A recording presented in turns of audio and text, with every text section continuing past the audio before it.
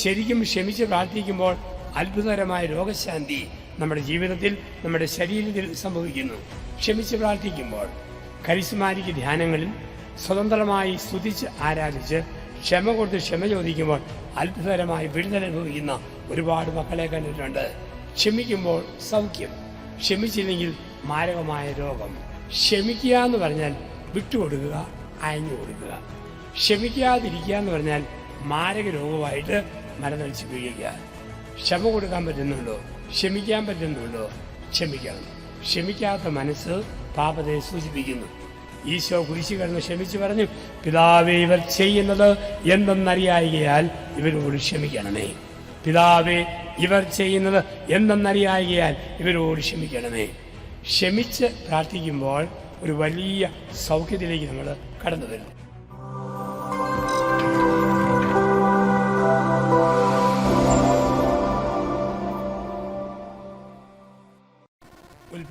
ഉൽപ്പത്തിയുടെ പുസ്തകം 3-ാം അധ്യായം 8 മുതൽ 13 വരെയുള്ള തിരുവചന ഭാഗങ്ങൾ. ഉൽപ്പത്തി 3, 8 മുതൽ 13 വരെ.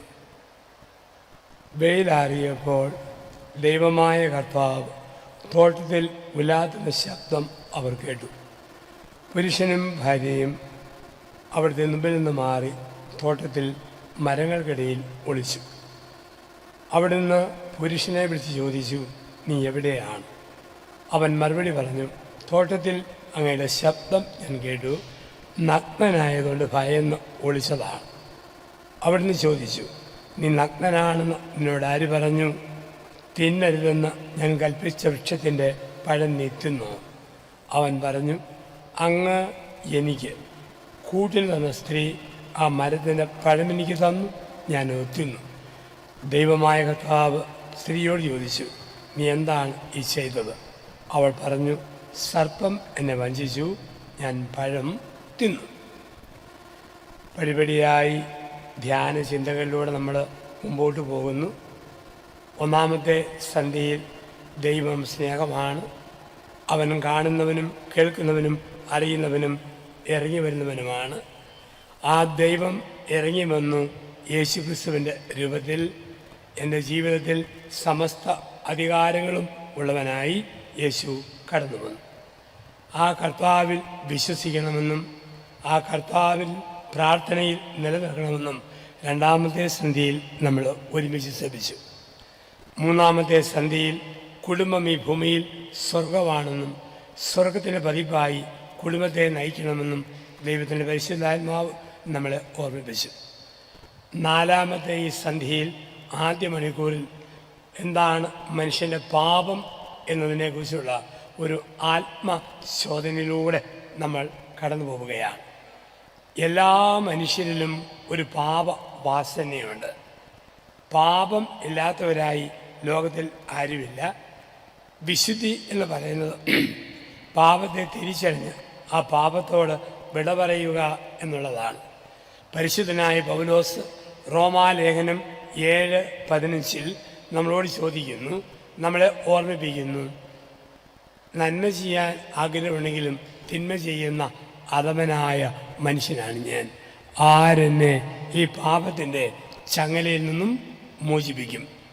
പരിശുദ്ധനായ പൗലോസിൻ്റെ ആത്മരോധനമാണ് റോമാലേഖനം 7-ാം അധ്യായം 15-ാം വാക്യത്തിൽ നമ്മൾ ശ്രവിക്കുക. എല്ലാവരിലും ഉണ്ട് പാപത്തിൻ്റെ വാസന. നല്ലത് പറയണമെന്നറിയാം, പറഞ്ഞു വരുമ്പം കുറ്റം പറച്ചിലായിട്ട് മാറും. നല്ലത് കേൾക്കണമെന്നറിയാം, പരദൂഷണം കേൾക്കുമ്പം പരമാനന്ദം. നല്ലത് ചിന്തിക്കണമെന്നറിയാം, മോശമായ കാര്യം ചിന്തിക്കുമ്പോൾ ഒരു നിർവൃതി. പാപത്തിൻ്റെ അവസ്ഥ എല്ലാവരിലും ഉണ്ട്.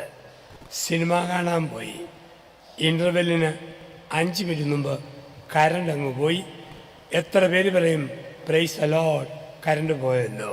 കറണ്ട് പോകുമ്പോൾ നമ്മുടെ ഉള്ളിലെ കുറുക്കൻ കൂവാനായിട്ട് തുടങ്ങും. ഇത് മനുഷ്യൻ്റെ പ്രത്യേകതയാണ്. എല്ലാവരിലും ഉണ്ട് ഈ പാപത്തിൻ്റെ വാസന.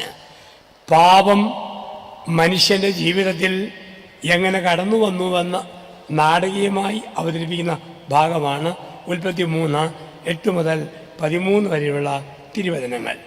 വളരെ മനോഹരമായിട്ടാണ് പാപം വരുന്ന ഭാഗം വിശുദ്ധ ബൈബിൾ വ്യാഖ്യാനിക്കുക.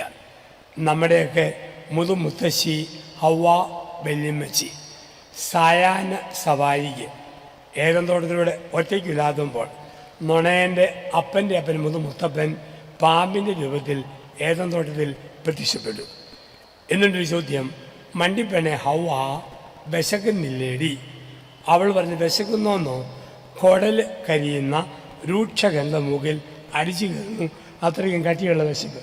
എടി, ഇത്രമാത്രം വിശന്നാലും ഈ കാണുന്ന ഏകന്തോട്ടത്തിൽ നിന്ന് ഒരു പഴമെങ്കിലും തിന്നാൻ പറ്റുമോ? അവൾ പറഞ്ഞു, ഒരു പഴമോ? ഏതെല്ലാം പഴം വേണമെങ്കിലും തിന്നാം. പേരയ്ക്ക, സപ്പോട്ടയ്ക്ക, മാങ്ങ, ആപ്പിൾ, ഓറഞ്ച്, ഏതും തിന്നാം. അപ്പോൾ പറഞ്ഞു, പൊട്ടിപ്പെണ്ണെ, ഇതൊക്കെ തിന്നാലും ചുമന്ന് പഴുത്ത് തുടുത്ത് കിടക്കുന്ന അത്തിപ്പഴം സങ്കല്പത്തിൽ അത് തിന്നാവോ? അവൾ പറഞ്ഞു, അയ്യോ, അത് വിലക്കപ്പെട്ട കനിയാണ്. ഉടനെ സാത്താൻ പറഞ്ഞു, ആ പഴം തിന്നാതെ ഭൂമിയിൽ വേറെ ഏത് പഴം തിന്നിട്ട് എന്താ കാര്യം? പെണ്ണാണെങ്കിൽ അത് തന്നെ, പിടിക്കടി, കുനിക്കടി, കടിക്കടി, കടിപ്പിക്കടി. അവളും കടിച്ചു, കെട്ടിയവനും കടിച്ചു, പഴം തിന്നു. എന്താണ് ബൈബിളിൽ പഴം എന്ന വാക്കിൻ്റെ അർത്ഥം? ഏതെങ്കിലും മരത്തിലെ ഒരു പഴമല്ല ബൈബിളിൽ പഴം. ബൈബിളിൽ പഴം എന്ന് പറഞ്ഞാൽ പെട്ടെന്ന് തീരുന്ന സുഖം. അതിന് ബൈബിൾ വിളിക്കുന്ന വാക്കാണ് പഴം. പഴുത്താൽ പിന്നെ ഒന്നും അധികം നിൽക്കുകയല്ല, പെട്ടെന്ന് തീരുന്ന സുഖം. വാഴക്കൊല പഴുത്തോ പൊടുപടാന്ന് പഴം പടലിൽ നിന്നും പൊഴിഞ്ഞ് താഴത്തേക്ക് വീഴും. എന്ത് പഴുത്താലും പെട്ടെന്ന് അടന്നു പോകും, പെട്ടെന്ന് തീർന്നു പോകും. ദൈവം പറയുന്നു, പെട്ടെന്ന് തീരുന്ന സുഖത്തിൻ്റെ പിറകെ പോകല്ലേ. അതാണ് പാപം. സ്വയംഭോഗം, സ്വവർഗഭോഗം, നീലക്കാസറ്റ്, മഞ്ഞപ്പുസ്തകം, മദ്യപാനം, മയക്കുമരുന്ന്, പുകവലി, ഇതെല്ലാം പഴം. ഒരു നിമിഷത്തിൻ്റെ സുഖമുണ്ട്, പിന്നെ ആ സുഖം അങ്ങ് പോയി. ദൈവം പറയും, പെട്ടെന്ന് തീരുന്ന സുഖത്തെ വേണ്ടെന്ന് വെച്ചാൽ നിത്യമായ സൗഭാഗ്യം നേടാം. പെട്ടെന്ന് കിട്ടുന്ന കൊച്ചു കൊച്ചു സുഖങ്ങളെ ഉപേക്ഷിച്ചാൽ നിത്യമായ സൗഭാഗ്യം നേടാം. ഈ ഭൂമിയിൽ സ്വർഗത്തിൻ്റെ മുന്നാസ്വാദനം എപ്പോഴാണ്? ചൊറിയാൻ തോന്നുമ്പം ചൊറിയുന്ന സ്ഥലത്ത് ഉടനടി ചൊറിഞ്ഞാൽ സ്വർഗം. ചൊറിയാൻ തോന്നിയിട്ട് രണ്ട് കൈയും പൊക്കാൻ പറ്റുന്നില്ലെങ്കിൽ അതിൻ്റെ പേരാണ് സാക്ഷാൽ നരകം. എൻ്റെ പെടലിയുടെ പുറകിൽ വല്ലാത്തൊരു ചൊറിച്ചിൽ. രണ്ട് കൈയും പൊക്കാൻ പറ്റിയെങ്കിൽ ഭിത്തിയായ ഭിത്തി, മതിലായ മതിൽ, മരമായ മരം, തിരുമോട് തിരുമ, ഒരുമോട് ഒരുമ. പക്ഷെ ഒന്ന് മാന്തി പറിച്ചാൽ നല്ല സുഖമാണ്. പക്ഷെ പുഴുക്കടിയിൽ മാന്തി പറിച്ചാൽ പുഴുക്കടി കരിയല്ല, അത് വിങ്ങി വിങ്ങിയിരിക്കും. ചൊറിയാനുള്ള പ്രവണതയെ നിയന്ത്രിച്ചാൽ പുഴുക്കടി കരിയും. ജടികമായ പാപം ചെയ്യാൻ ഒരാൾക്ക് തോന്നുമ്പോൾ ഉടനെ ചെയ്യുമ്പം സുഖമുണ്ട്, പക്ഷെ ആന്തരികമായ മുറിവുണ്ട്. എന്താണ് പാപം, എന്താണ് പുണ്യം? ചെയ്യുമ്പോൾ സുഖവും ചെയ്തു കഴിഞ്ഞ് മനസ്സിന് പ്രയാസവും തരുന്നത് പാപം. ചെയ്യുമ്പോൾ സുഖവും ചെയ്തു കഴിഞ്ഞ് മനസ്സിന് പ്രയാസം തരുന്നത് പാപം.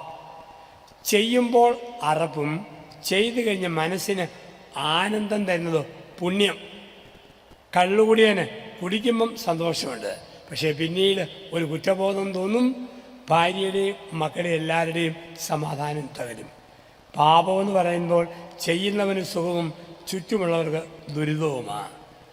മദർ തെരേസ പുഴുക്കുത്തേറ്റ മനുഷ്യൻ്റെ ശരീരത്തിലെ വ്രണങ്ങൾ കഴുകിയപ്പോൾ അറപ്പുണ്ട്, പക്ഷേ കുറേ കഴിഞ്ഞപ്പോൾ ഒരു ആനന്ദത്തിലേക്ക് വരുന്നു. ഇപ്പോൾ തിന്മയുടെ ബന്ധനങ്ങൾ നമ്മുടെയൊക്കെ ജീവിതത്തിലുണ്ടോ?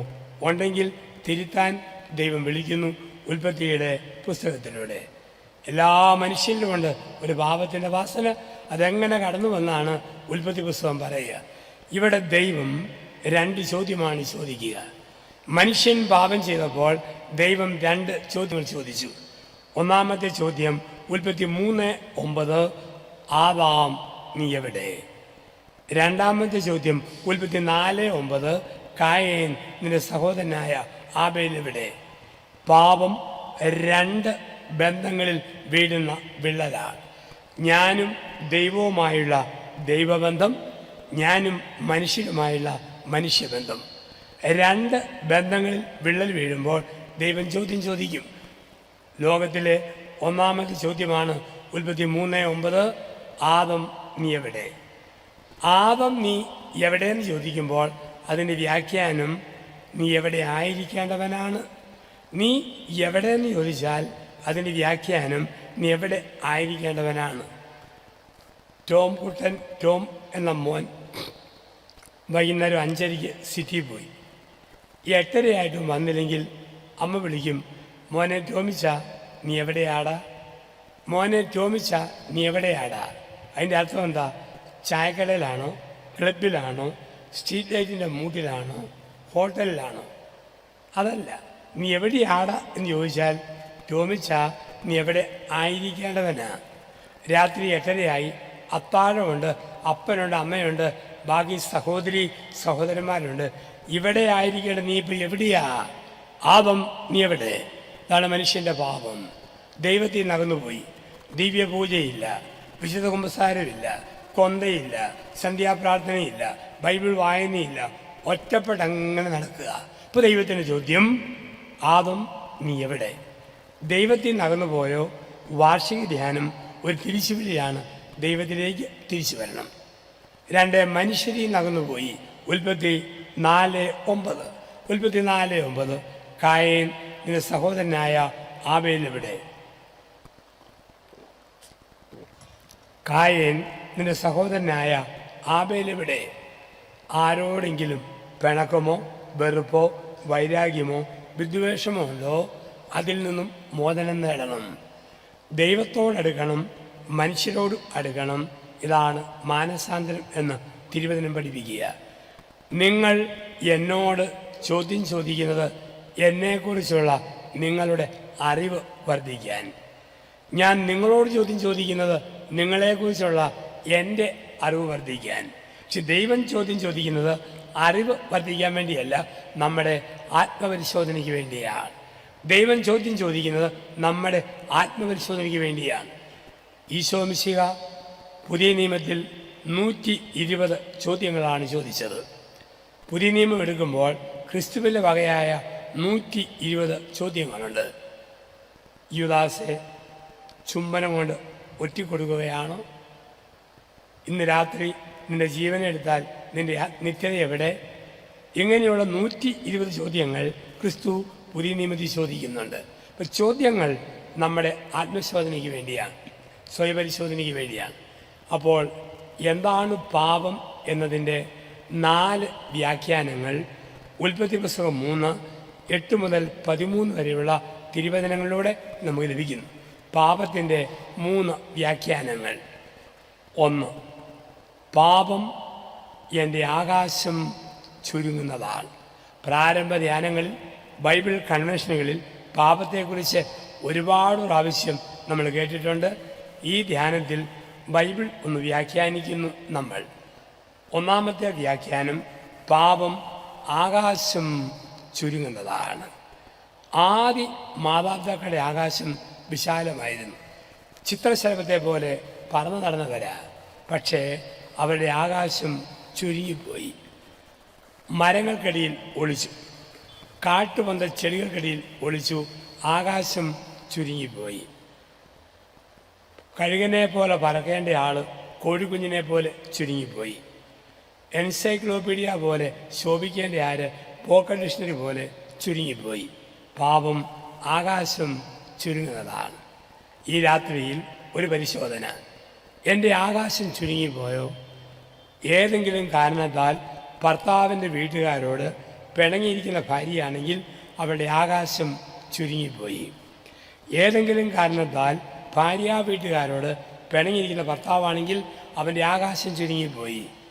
എന്തോ കാരണത്താൽ പള്ളിയും പട്ടക്കാരും കൂതാശകളും വേണ്ടെന്ന് പറഞ്ഞ് പള്ളിയിൽ നിന്നും അകന്നു നിൽക്കുന്ന ആളാണോ? ആകാശം ചുരുങ്ങിപ്പോയി. അയൽവാസികളോട് പിണക്കമോ വെറുപ്പോ വിദ്വേഷമോ അകൽച്ചയുണ്ടോ? ആകാശം ചുരുങ്ങിപ്പോയി. പാപം എൻ്റെ ആകാശം ചുരുങ്ങുന്നതാണ്. മാനസാന്തരം എൻ്റെ ആകാശം വിശാലമാക്കുന്നതാണ്. 1, പാപം ആകാശം ചുരുങ്ങുന്നതാണ്. 2, പാപം ഒരു മറവിയാണ്. പാപമെന്ന് പറയുന്നത് ഒരു മറവിയാണ്. 2 കാര്യങ്ങൾ നമുക്ക് മറക്കാൻ പറ്റും. വന്ന വഴികളും എത്തേണ്ട ലക്ഷ്യങ്ങളും. വന്ന വഴികളെയും മറക്കാം, എത്തേണ്ട ലക്ഷ്യങ്ങളെയും മറക്കാം. ആദ്യ മാതാപിതാക്കൾ വന്ന വഴി മറന്നു, എത്തേണ്ട ലക്ഷ്യം മറന്നു. ധൂർത്തപുത്രൻ അപ്പൻ്റെ ഊട്ടുമേശ മറന്നു, എത്തേണ്ട ലക്ഷ്യം മറന്നു. പാപം മറവിയാണ്. ചിലർക്ക് ശക്തമായ മറവി. ഒരു മനുഷ്യൻ ഡോക്ടറെ സമീപിച്ച് പറഞ്ഞു, ഡോക്ടർ, എനിക്ക് ശക്തമായ മറവി. ഡോക്ടർ ചോദിച്ചു, തൻ്റെ മറവിക്ക് എന്താ ലക്ഷണങ്ങൾ? അവൻ പറഞ്ഞു, സർ, എൻ്റെ മറവിക്ക് 12 ലക്ഷണങ്ങളുണ്ട്.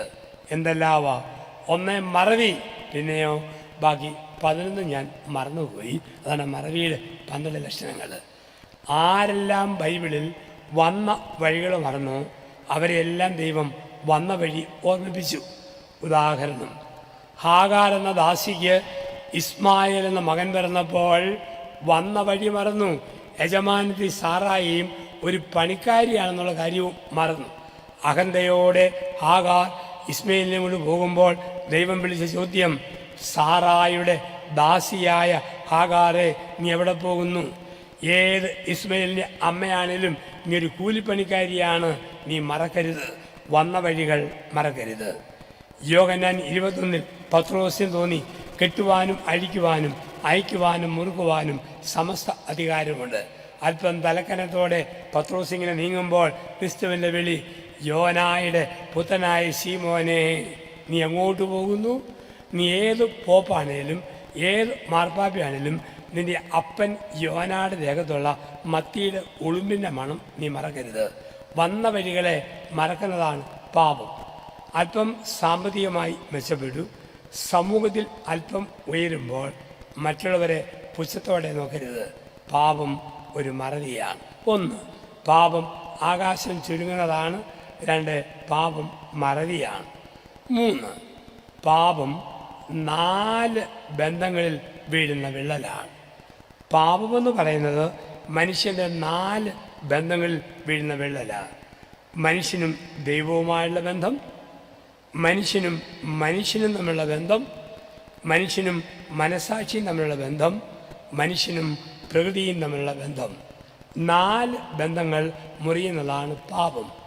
ദൈവ-മനുഷ്യബന്ധം. ദൈവത്തിൽ നിന്ന് മനുഷ്യനകന്നപ്പോൾ ഒന്നാമത്തെ ചോദ്യം, ആദം നീ എവിടെ? എൻ്റെ ജീവിതത്തിൽ ദൈവവുമായുള്ള ബന്ധത്തിൽ വിള്ളൽ വീണോ പരിശോധിക്കുക. 2, മനുഷ്യബന്ധം. ഉൽപ്പത്തി 4:9, കായേൻ നിന്റെ സഹോദരനായ ആബേൽ എവിടെ? ആരോടെങ്കിലും പിണക്കമോ വെറുപ്പോ വൈരാഗ്യമോ വിദ്വേഷമോ ഉണ്ടോ? തിരുത്തുക. 3, മനുഷ്യ മനസാക്ഷി ബന്ധം. ആദം ഹവ്വ നിങ്ങൾ എന്തിനാ ഒളിക്കുന്നത്? ചുമ്മാ ഒളിക്കും. മനസാക്ഷിയിൽ വിള്ളൽ വീഴുമ്പോൾ വെറുതെ നുണ പറയും, കൊച്ചു കൊച്ചു കള്ളത്തരങ്ങൾ പറയും, സ്വയം നിയന്ത്രണമില്ലാതെ പാത്രം എറിഞ്ഞൊടിക്കും, ഭാര്യയെ കൈവെക്കും, മക്കളെ കൈവെക്കും, ഭർത്താവിനെ കൈവെക്കും. മനസാക്ഷിയിൽ വിള്ളൽ വീഴുമ്പോൾ സെൽഫ് കൺട്രോൾ ഇല്ലാതാവും. ദൈവം ചോദിക്കുന്നു, നീ എന്തിനാ മറയ്ക്കുന്നത്, മറച്ചു വെക്കുന്നത്? മനസാക്ഷിയിൽ വിള്ളൽ വീണു. 4, മനുഷ്യ പ്രപഞ്ച ബന്ധത്തിൽ വിള്ളൽ വീണു. മനുഷ്യ പ്രപഞ്ച ബന്ധം. ആര് കാരണമാണ് പഴം തിന്നത്? അവർ പറഞ്ഞു സർപ്പം. സർപ്പം പ്രപഞ്ചത്തിൻ്റെ പ്രതീകമാണ്. മനുഷ്യനും പ്രകൃതിയും തമ്മിലുള്ള ബന്ധത്തിൽ വിള്ളൽ വീണു. മനുഷ്യനും അവൻ്റെ മനസാക്ഷിയും തമ്മിലുള്ള ബന്ധത്തിൽ വിള്ളൽ വീണു. മനുഷ്യനും ദൈവവും തമ്മിലുള്ള ബന്ധത്തിൽ വിള്ളൽ വീണു. മനുഷ്യനും തമ്മിലുള്ള ബന്ധത്തിൽ വിള്ളൽ വീണു. ഈ വിള്ളലുകളാണ് പാപം എന്ന് പറയുക. മനുഷ്യൻ്റെ പാപത്തെ 3 തലക്കെട്ടിൻ്റെ കീഴെ നമുക്ക് ഒതുക്കാൻ പറ്റും. വിശുദ്ധ ബൈബിളിൽ മനുഷ്യൻ്റെ എല്ലാ പാപങ്ങൾക്കും 3 ഹെഡിങ്സേ ഉള്ളൂ, 3 തലക്കെട്ടേ ഉള്ളൂ. 1 യോഹന്നാൻ 2-ാം അധ്യായം 15 മുതൽ 17 വരെ വാക്യങ്ങൾ. പാപത്തിൻ്റെ 3 തലക്കെട്ടുകൾ. 1 യോഹന്നാൻ 2-ാം അധ്യായം 15 മുതൽ 17 വരെ വാക്യങ്ങൾ. ലോകത്തിൻ്റെ മോഹങ്ങൾ 3 അവ കണ്ണുകളുടെ ദുരാശ, ജഡത്തിൻ്റെ ദുരാശ, ജീവിതത്തിൻ്റെ അഹന്ത. എല്ലാ പാപങ്ങളും ഈ 3 ഹെഡിങ്സിന് കീഴേ വരും. കണ്ണുകളുടെ ദുരാശ, ജഡത്തിൻ്റെ ദുരാശ, ജീവിതത്തിൻ്റെ അഹന്ത. ഒന്ന്, കണ്ണുകളുടെ ദുരാശ. നമ്മുടെ ഉള്ളിലെ ചിന്ത പോലെ കണ്ണിൻ്റെ യാത്ര, ഉള്ളിലെ ചിന്ത പോലെ കണ്ണിൻ്റെ യാത്ര അങ്ങ് തുടരും. ഉള്ളു ശുദ്ധമാണോ, കാഴ്ച വിശുദ്ധം. ഉള്ളു മലിനമാണോ, കാഴ്ചയും മാലിന്യമുള്ളതായിരിക്കും. അതുകൊണ്ടാണ് പറയുക, അന്ധന്മാർക്ക് പാപം കുറവാണ്. കാരണം ഒന്നും കാണാൻ പറ്റിയല്ല, അന്ധന്മാർക്ക് പാപം കുറവ് എന്നാണ് പറയുക.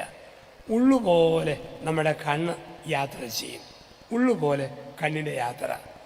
ഒരു കള്ളുകുടിയൻ സിറ്റി പോയാൽ കാണുന്നത് മുഴുവൻ ബിവറേജ് കോർപ്പറേഷൻ്റെ കട, ബാർ ഹോട്ടൽ, കള്ള് ഷാപ്പ്, അത് മാത്രമേ കാണൂ. ആഭരണപ്രമുള്ള സ്ത്രീ സിറ്റി പോയാൽ കാണുന്നത് സ്വർണ്ണക്കടകൾ മാത്രം. വസ്ത്രഭ്രമമുള്ള ആൾ സിറ്റി പോയാൽ കാണുന്നത് ജവിളിക്കടകൾ മാത്രം.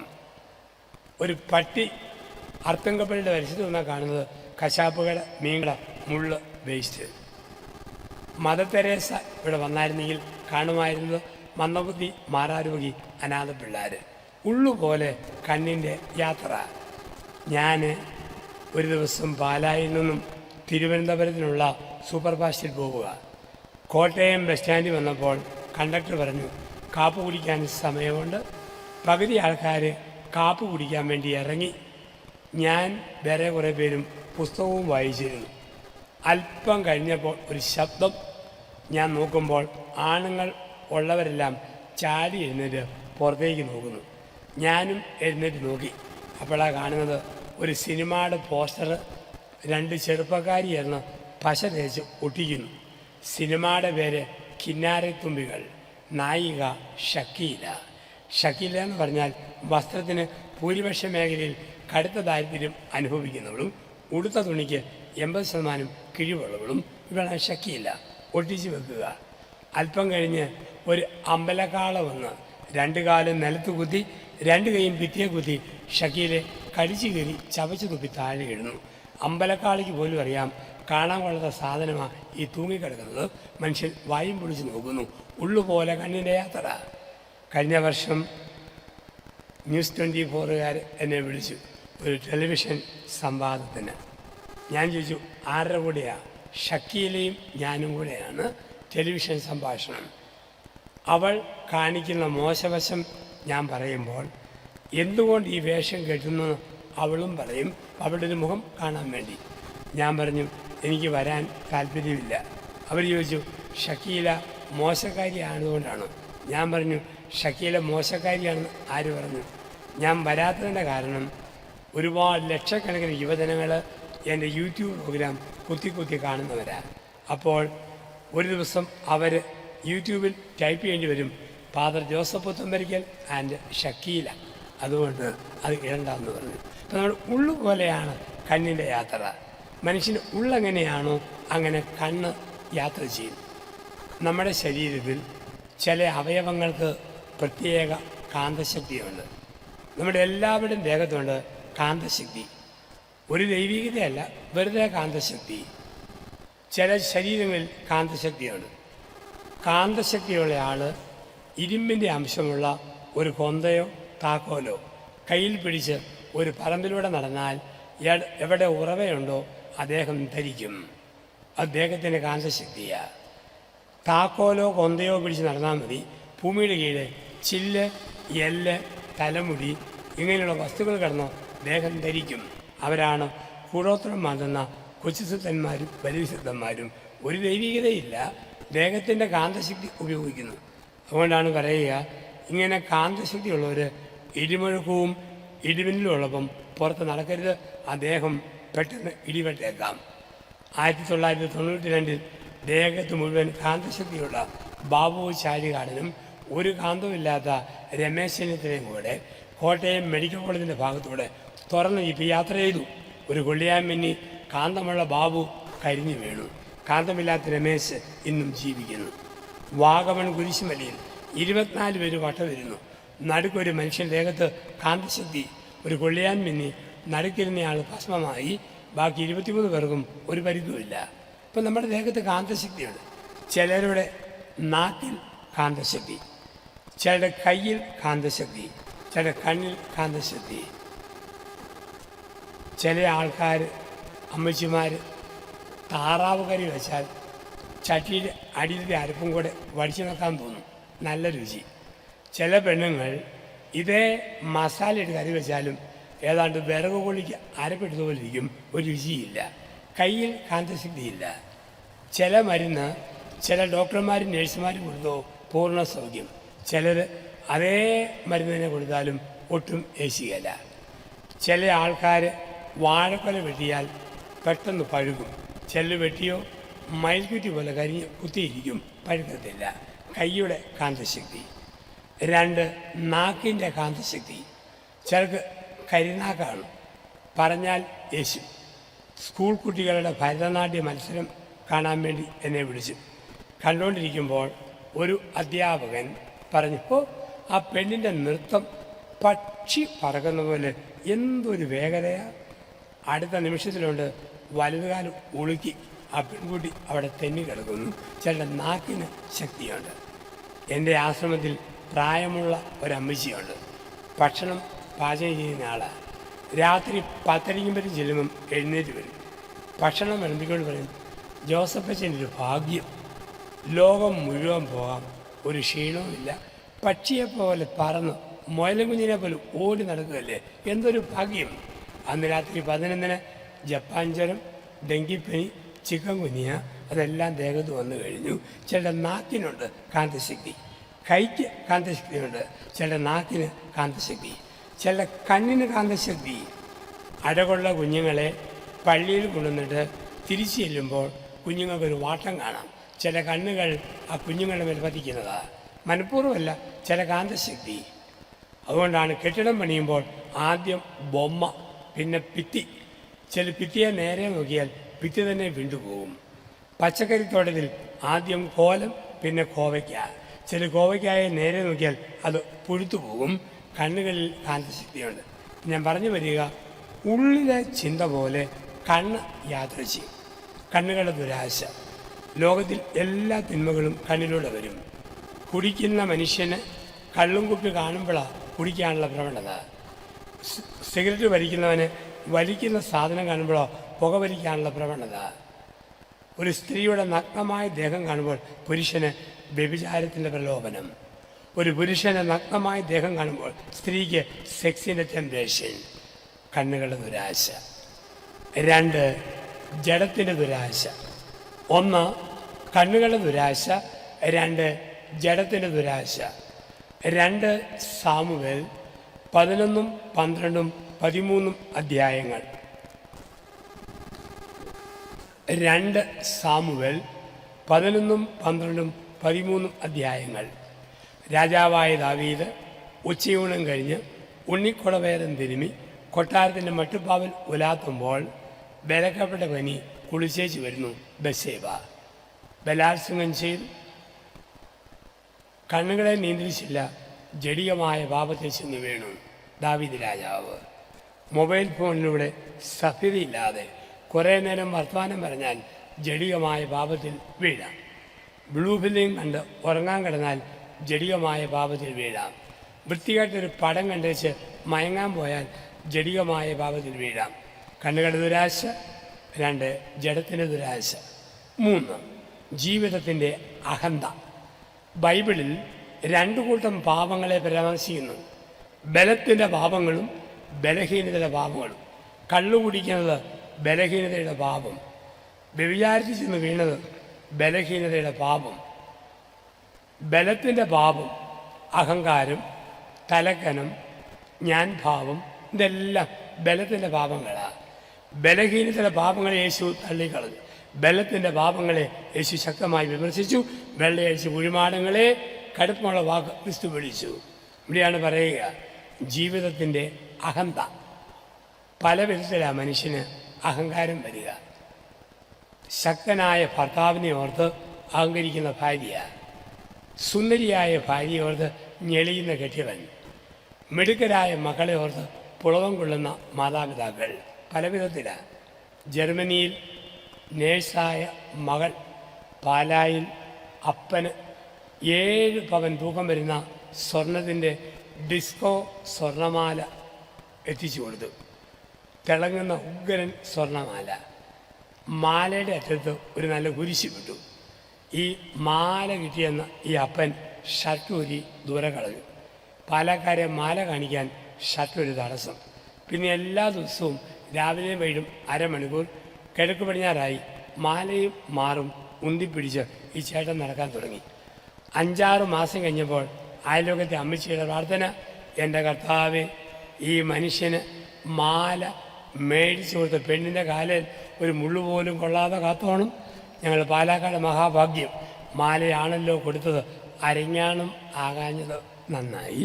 അഹങ്കാരം പല വിധത്തിലാണ് മനുഷ്യന് കാണിക്കുക. അഹങ്കാരം. ഒരു സ്ത്രീ പ്രായമുള്ള അച്ഛൻ്റെ അടുക്കൽ സംസാരിക്കാൻ വന്നു.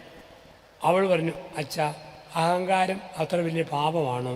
അച്ഛൻ പറഞ്ഞു, അഹങ്കരിക്കുന്നവരെ ദൈവം തോൽപ്പിക്കും. മറിയം പറഞ്ഞില്ലേ, അഹങ്കരിക്കുന്നവരെ ദൈവം ചിതറിക്കുമെന്ന്. ഒരിക്കലും പാടില്ല. ഭർത്താവിന് കഷ്ടകാലം വരും, മക്കൾക്ക് മോശമായ കാലം വരും, അഹങ്കരിക്കരുത്.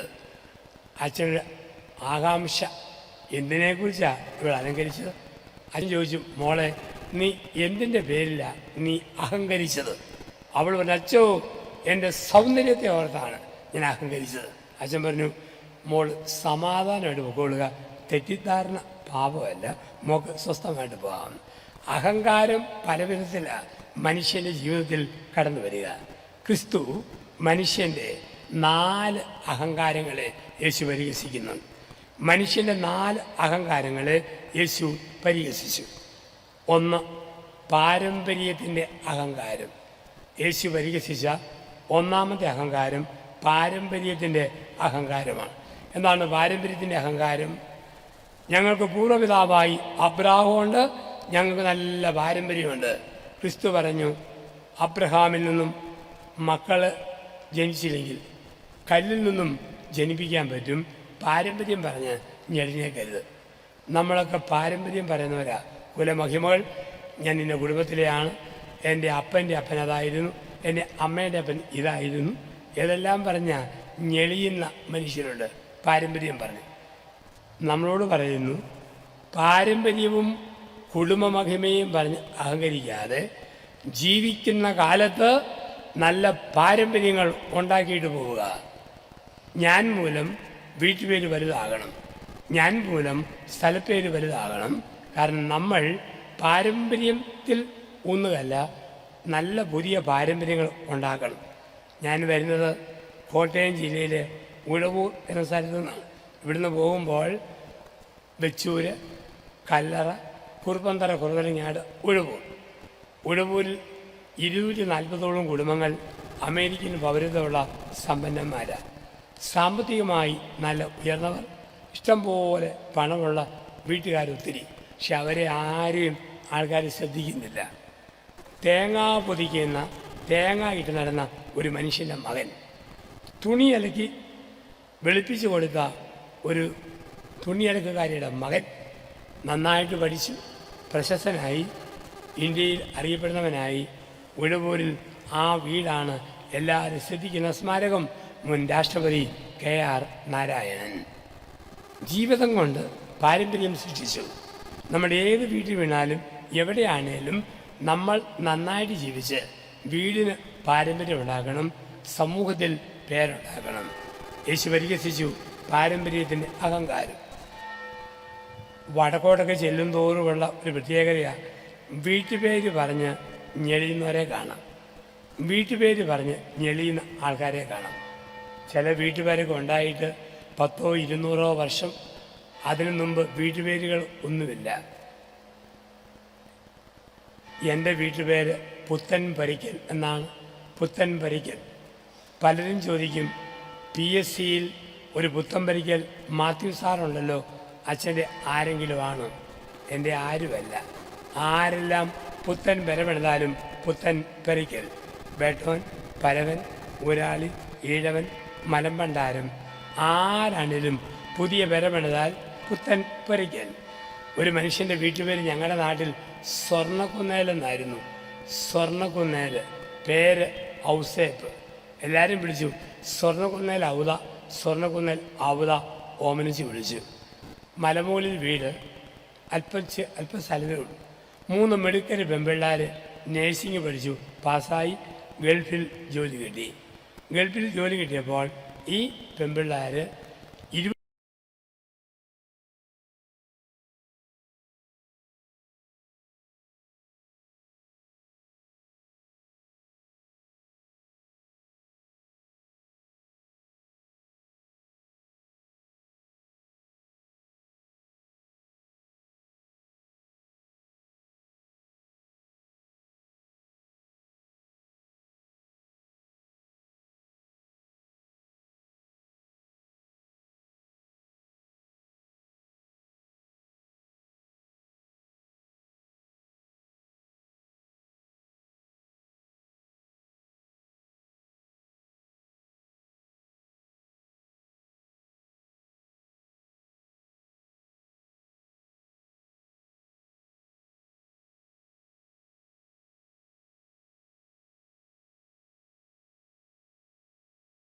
ആകുക.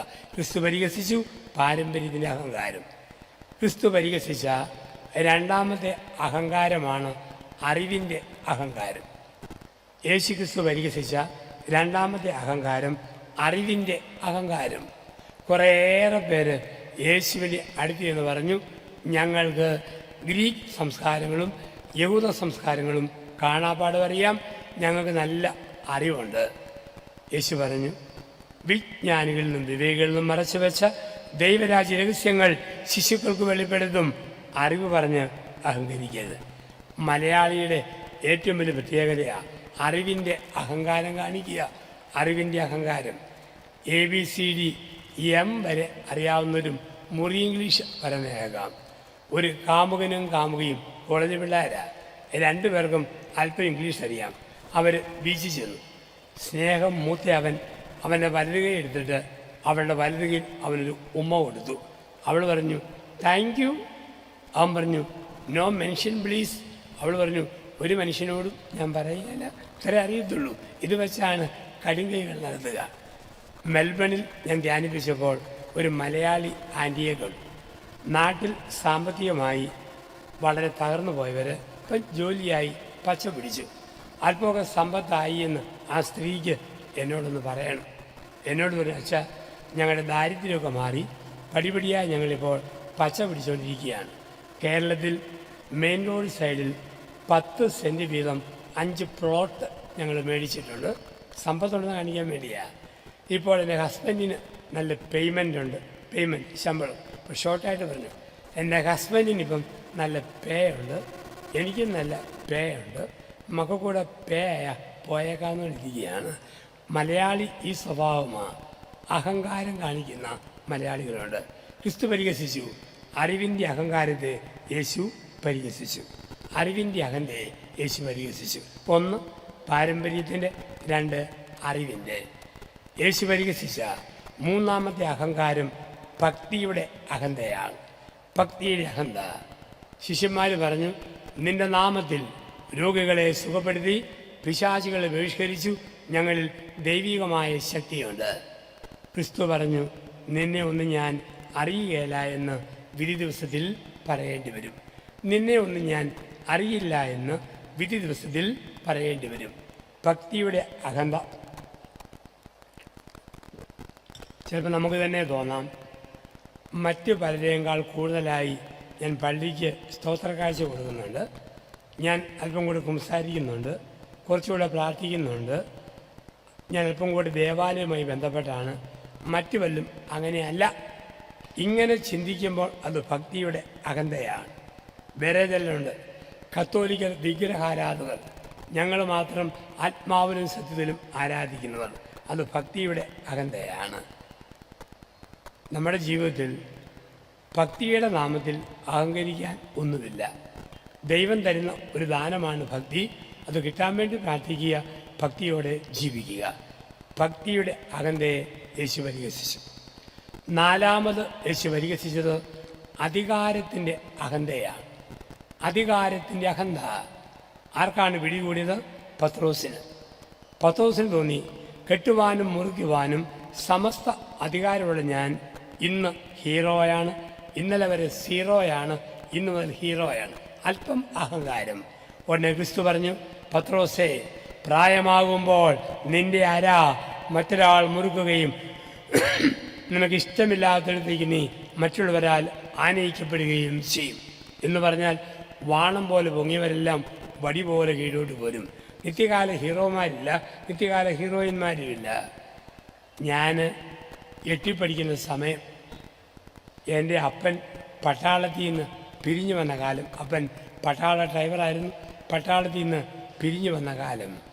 അപ്പോൾ ഉച്ചയ്ക്ക് 12:30 സ്കൂൾ വിട്ടു. സ്കൂൾ വിട്ട് 5 മിനിറ്റ് ഓടിയാൽ എനിക്ക് വീട്ടിൽ ചെല്ലാം. പിന്നെ 1:45 തിരിച്ചു വന്നാൽ മതി. ഒരുപാട് കൂട്ടുകാർ വിവിധങ്ങളായ കളികളുമായി എന്നെയും കാത്തു നിൽക്കുന്നു. ഞൊണ്ടികളി, അക്കുകളി, വട്ടുകളി, ഓലപ്പന്ത്, ഒരുപാട് കളികളുണ്ട്. ഞാൻ ഓടി വന്ന് കൈ കഴുകാതെ അടുക്കളയുടെ വാതപ്പടിയിലിരുന്നു. അമ്മ ഒരു പാത്രം നിറയെ ചോറ് വിളമ്പി തന്നു. ചക്കുകുരുമാങ്ങ കറി വെച്ചതിൻ്റെ ചാറൊഴിച്ചു, മീൻ വറുത്തതിൻ്റെ മുറി വെച്ചു, മുട്ട പൊരിച്ചതിൻ്റെ അറ്റവും വെച്ചു. ഞാൻ പെട്ടെന്ന് കഴിക്കാൻ വേണ്ടി കൈ കഴുകാതെ ഉരുട്ടി ഉണ്ണാൻ തുടങ്ങി. അപ്പൻ പട്ടാളക്കാരന് അടുത്ത് വന്നു പ്ലേറ്റ് അങ്ങ് മേടിച്ചിട്ട് പറഞ്ഞു, പട്ടാളക്കാരൻ്റെ മോന് ഡിസിപ്ലിൻ വേണം. കൈ കഴുകാതെ ചോറുണ്ണാൻ തുടങ്ങിയതുകൊണ്ട് പെരക്കി ചുറ്റും 3 റൗണ്ട് ഓടിയിട്ട് വാ, എന്നിട്ടേ ഉള്ളൂ ഊണ്. പട്ടാള ചിട്ട. അമ്മ അപ്പനോട് വഴക്കുണ്ടാക്കി. ഇത് 4 പതിറ്റാണ്ട് മുമ്പ്, കുറേ നാൾ കഴിഞ്ഞ്, കുറച്ച് നാളുകൾക്ക് മുമ്പ് ഞാൻ എൻ്റെ വീട്ടിൽ ചെല്ലുമ്പോൾ 94 വയസ്സുള്ള എൻ്റെ അപ്പനെ എൻ്റെ ജ്യേഷ്ഠൻ്റെ മകൻ കുനിച്ച് നിർത്തിയിട്ട് അപ്പൻ്റെ പെടലിയെ കയറി അവനിരിക്കുക. എന്നിട്ട് പറയുകയാണ്, കിടക്കാന്, മലക്കാന്, തുമ്പുകൈ പൊക്കാന്, ചെവി ആട്ടാന്. പണ്ട് പ്ലേറ്റും കൊണ്ട് ഓടിച്ച ആളാ ഇന്ന് കിടക്കാന്, മലക്കാന്, തുമ്പുകൈ പൊക്കാന്, ചെവി ആട്ടാന്. ഏത് പട്ടാളക്കാരനാണേലും, ഏത് DGP ആണേലും, ഏത് കരസേന മേധാവിയാണെങ്കിലും നമുക്കറിയാം, നിശ്ചിത പ്രായം കഴിയുമ്പോൾ കുഴിയാന കളിച്ചു പോകും, കുട്ടാമ്പറം കുനിഞ്ഞു പോകും. മനുഷ്യൻ്റെ ജീവിതം അതാ. നിത്യകാല ഹീറോമാരില്ല, നിത്യകാല ഹീറോയിന്മാരുമില്ല. നമ്മൾ പലപ്പോഴും കേട്ടിട്ടില്ലേ ഒരു ധാർമ്മിക കഥ. മുയലും ആമയും കൂടി ഓടി.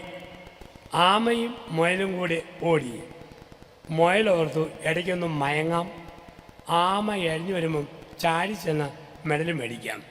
പക്ഷേ മുയൽ ഉറങ്ങിപ്പോയി, ആമ മെഡൽ മേടിച്ചു എന്നാണ് നമ്മൾ കേട്ടത്. ശക്തന്മാരെ നിസ്സാരപ്പെട്ടവർ തോപ്പിക്കുന്നു. പക്ഷേ സത്യത്തിൽ മുയലാണ് ജയിച്ചത്, ആമയാണ് തോറ്റത്. ആമ ജയിച്ചു എന്നുള്ള ചിന്ത വരാൻ കാരണം എന്താ? പ്രശ്നം റഫറിയായിരുന്നു. റഫറി തമിഴനായിരുന്നു. ആൾക്കാർ വെച്ച്, റഫറി മുയലാണോ ജയിച്ചത്? റഫറി പറഞ്ഞു, ആമ. അങ്ങനെ ആമ ജയിച്ചു, മുയൽ തോറ്റു. ഗുണപാഠ കഥകൾ തലയും കുത്തി തിരിഞ്ഞുപോയി എന്നാണ് പറയുക. ഇപ്പം നിത്യകാല ഹീറോയിന്മാരില്ല. വലിയവരെ തോപ്പിക്കുന്ന നിസ്സാരപ്പെട്ട മനുഷ്യരാണ്. അപ്പം എല്ലാ അഹങ്കാരങ്ങളെയും യേശു പരിഹസിക്കുന്നതായി നമ്മൾ കാണുന്നു. ഇനിയാണ് പൗലോസ്ലീഹയുടെ വാക്കിലേക്ക് നമ്മൾ വരിക. ഗലാത്യ ലേഖനം 5-ാം അധ്യായം 15 മുതലുള്ള വാക്യങ്ങൾ. ഗലാത്യ ലേഖനം 5-ാം അധ്യായം 15 മുതൽ വാക്യങ്ങൾ. ജഡത്തിൻ്റെ വ്യാപാരങ്ങൾ. ഇവിടെയാണ് പരിശുദ്ധനായ പൗലോസ് പറയുന്നു നമ്മൾ ശ്രദ്ധിക്കേണ്ട പാപത്തിൻ്റെ മേഖലകൾ. അദ്ദേഹം പറയും, ജഡത്തിൻ്റെ വ്യാപാരങ്ങൾ നിങ്ങൾക്കറിയാം. ദുർവൃത്തി, അശുദ്ധി, കോപം, വെറുപ്പ്, വിദ്വേഷം, മദ്യപാനം, മധുരോത്സവം, ജടികമായ ആസക്തികൾ, ഇവയ്ക്ക് തുല്യവുമാണ്. വിഗ്രഹാരാധന.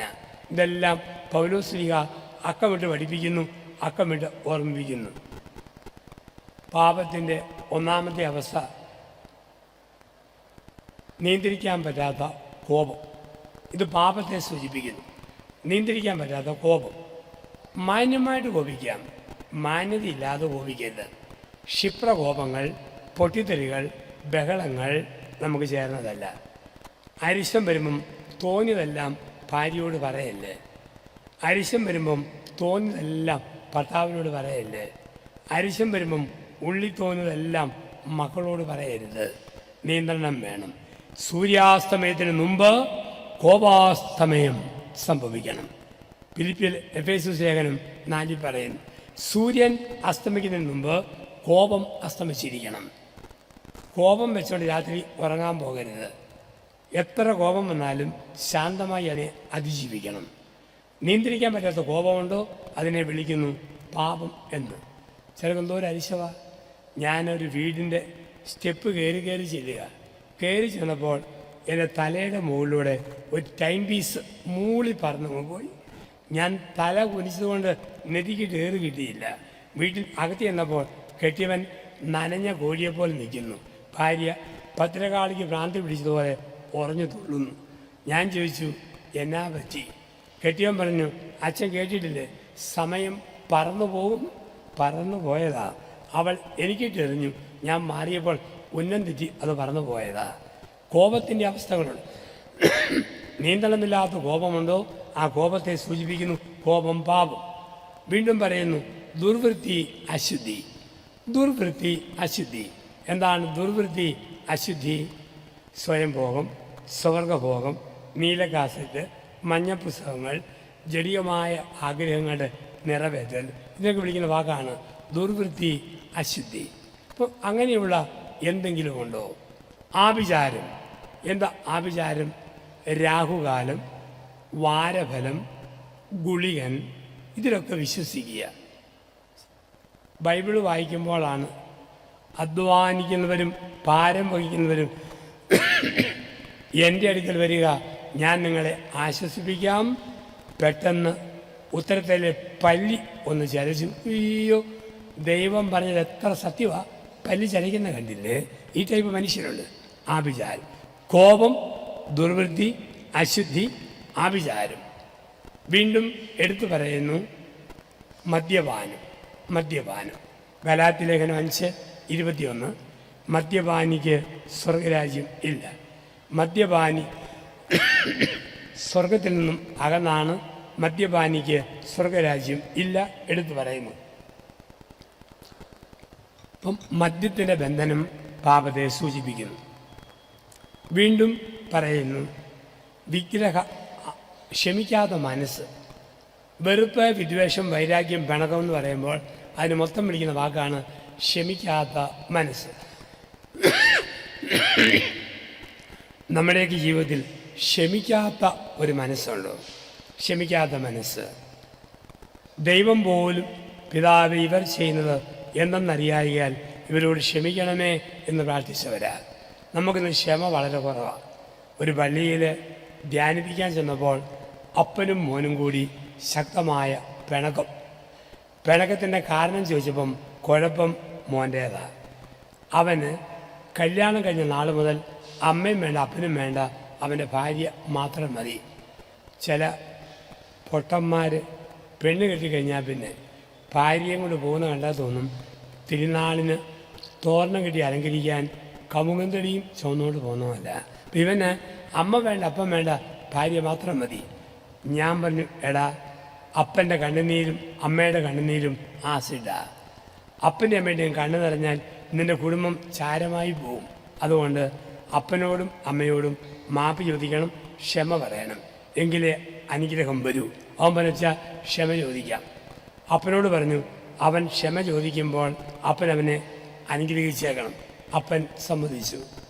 പിറ്റേ ദിവസം രാവിലെ 8 മണിക്ക് 2 പേരും കൂടി പള്ളിമേടയിൽ വന്നു. നടുക്കൊരു മേശയിട്ടു, നടുക്ക് ഞാൻ ഇരുന്നു. 2 വശങ്ങളിലെ കസേരകളിൽ അപ്പനും ഇരുന്നു, മോനും ഇരുന്നു. 2 പേരും തുറിച്ച് നോക്കുന്നതല്ലാതെ ഒന്നും പറയുന്നില്ല. ഞാൻ ഈ അപ്പനോട് പറഞ്ഞു, മോനോടും പറഞ്ഞു, ഇന്നലെ പറഞ്ഞതുപോലെ ഒന്ന് പറ. ഉടനെ ഈ മോൻ എഴുന്നേറ്റ് അനുതാപത്തോടെ അപ്പനോട് പറഞ്ഞു, എൻ്റെ അപ്പ, അറിവില്ലായ്മ കൊണ്ട് അപ്പനെയും അമ്മയും ഞാൻ ഒരുപാട് വേദനിപ്പിച്ചു, മാപ്പാക്കണം. ഇനി മേലിൽ എങ്ങനെയുള്ള തെറ്റ് ഞാൻ ആവർത്തിക്കുകയില്ല, ഒരിക്കലും നൊമ്പരപ്പെടുത്തുകയില്ല. അവൻ അനുതാപത്തോടെ ഇരുന്നു. അപ്പൻ്റെ തല അല്പം കൂടെ പൊങ്ങി, അല്പം നെകളം അപ്പന് കൂടി. ഞാൻ ഇയാൾ എളുക്കിയിട്ട് കുത്തിയിട്ട് പറഞ്ഞു, ഇന്നലെ പറഞ്ഞതുപോലെ ചേട്ടനും എന്ന് പറയാൻ പറഞ്ഞു. ഇയാൾ ചാടി എഴുന്നേറ്റു. ഈ മോനെ നോക്കി എന്നെയും നോക്കി. എന്നിട്ട് പറഞ്ഞു, എടാ, ഈ ജോസഫ് അച്ഛൻ ഇത്രയും കഷ്ടപ്പെട്ട് വന്ന് ഇങ്ങനെയൊക്കെ പറഞ്ഞതുകൊണ്ട് തൽക്കാലം ഞാൻ ക്ഷമിച്ചിരിക്കുന്നു. പക്ഷെ നീ ഒരിക്കലും ഗുണം പിടിക്കുകയല്ല എന്ന് ഓർത്തോണം ഒറ്റ ഇരിപ്പ് വരുന്നു. പലപ്പോഴും നമ്മുടെ ക്ഷമ ഇങ്ങനെയാണ്, നമ്മളിങ്ങനെ ക്ഷമിക്കുന്നുള്ളൂ. ശരിക്കും ക്ഷമിക്കുമ്പോൾ രോഗശാന്തി, ശരിക്കും ക്ഷമിച്ച് പ്രാർത്ഥിക്കുമ്പോൾ അത്ഭുതകരമായ രോഗശാന്തി നമ്മുടെ ജീവിതത്തിൽ, നമ്മുടെ ശരീരത്തിൽ സംഭവിക്കുന്നു. ക്ഷമിച്ച് പ്രാർത്ഥിക്കുമ്പോൾ കരിസ്മാറ്റിക് ധ്യാനങ്ങളിൽ സ്വതന്ത്രമായി സ്തുതിച്ച് ആരാധിച്ച് ക്ഷമ കൊടുത്ത് ക്ഷമ ചോദിക്കുമ്പോൾ അത്ഭുതകരമായി വിടുതൽ അനുഭവിക്കുന്ന ഒരുപാട് മക്കളെ കണ്ടിട്ടുണ്ട്. ക്ഷമിക്കുമ്പോൾ സൗഖ്യം, ക്ഷമിച്ചില്ലെങ്കിൽ മാരകമായ രോഗം. അങ്കമാലി ടൗണിൽ 3 വർഷങ്ങൾക്ക് മുമ്പ് തിരുവോണ ദിവസം ഒരു ഓണക്കളി നടന്നു.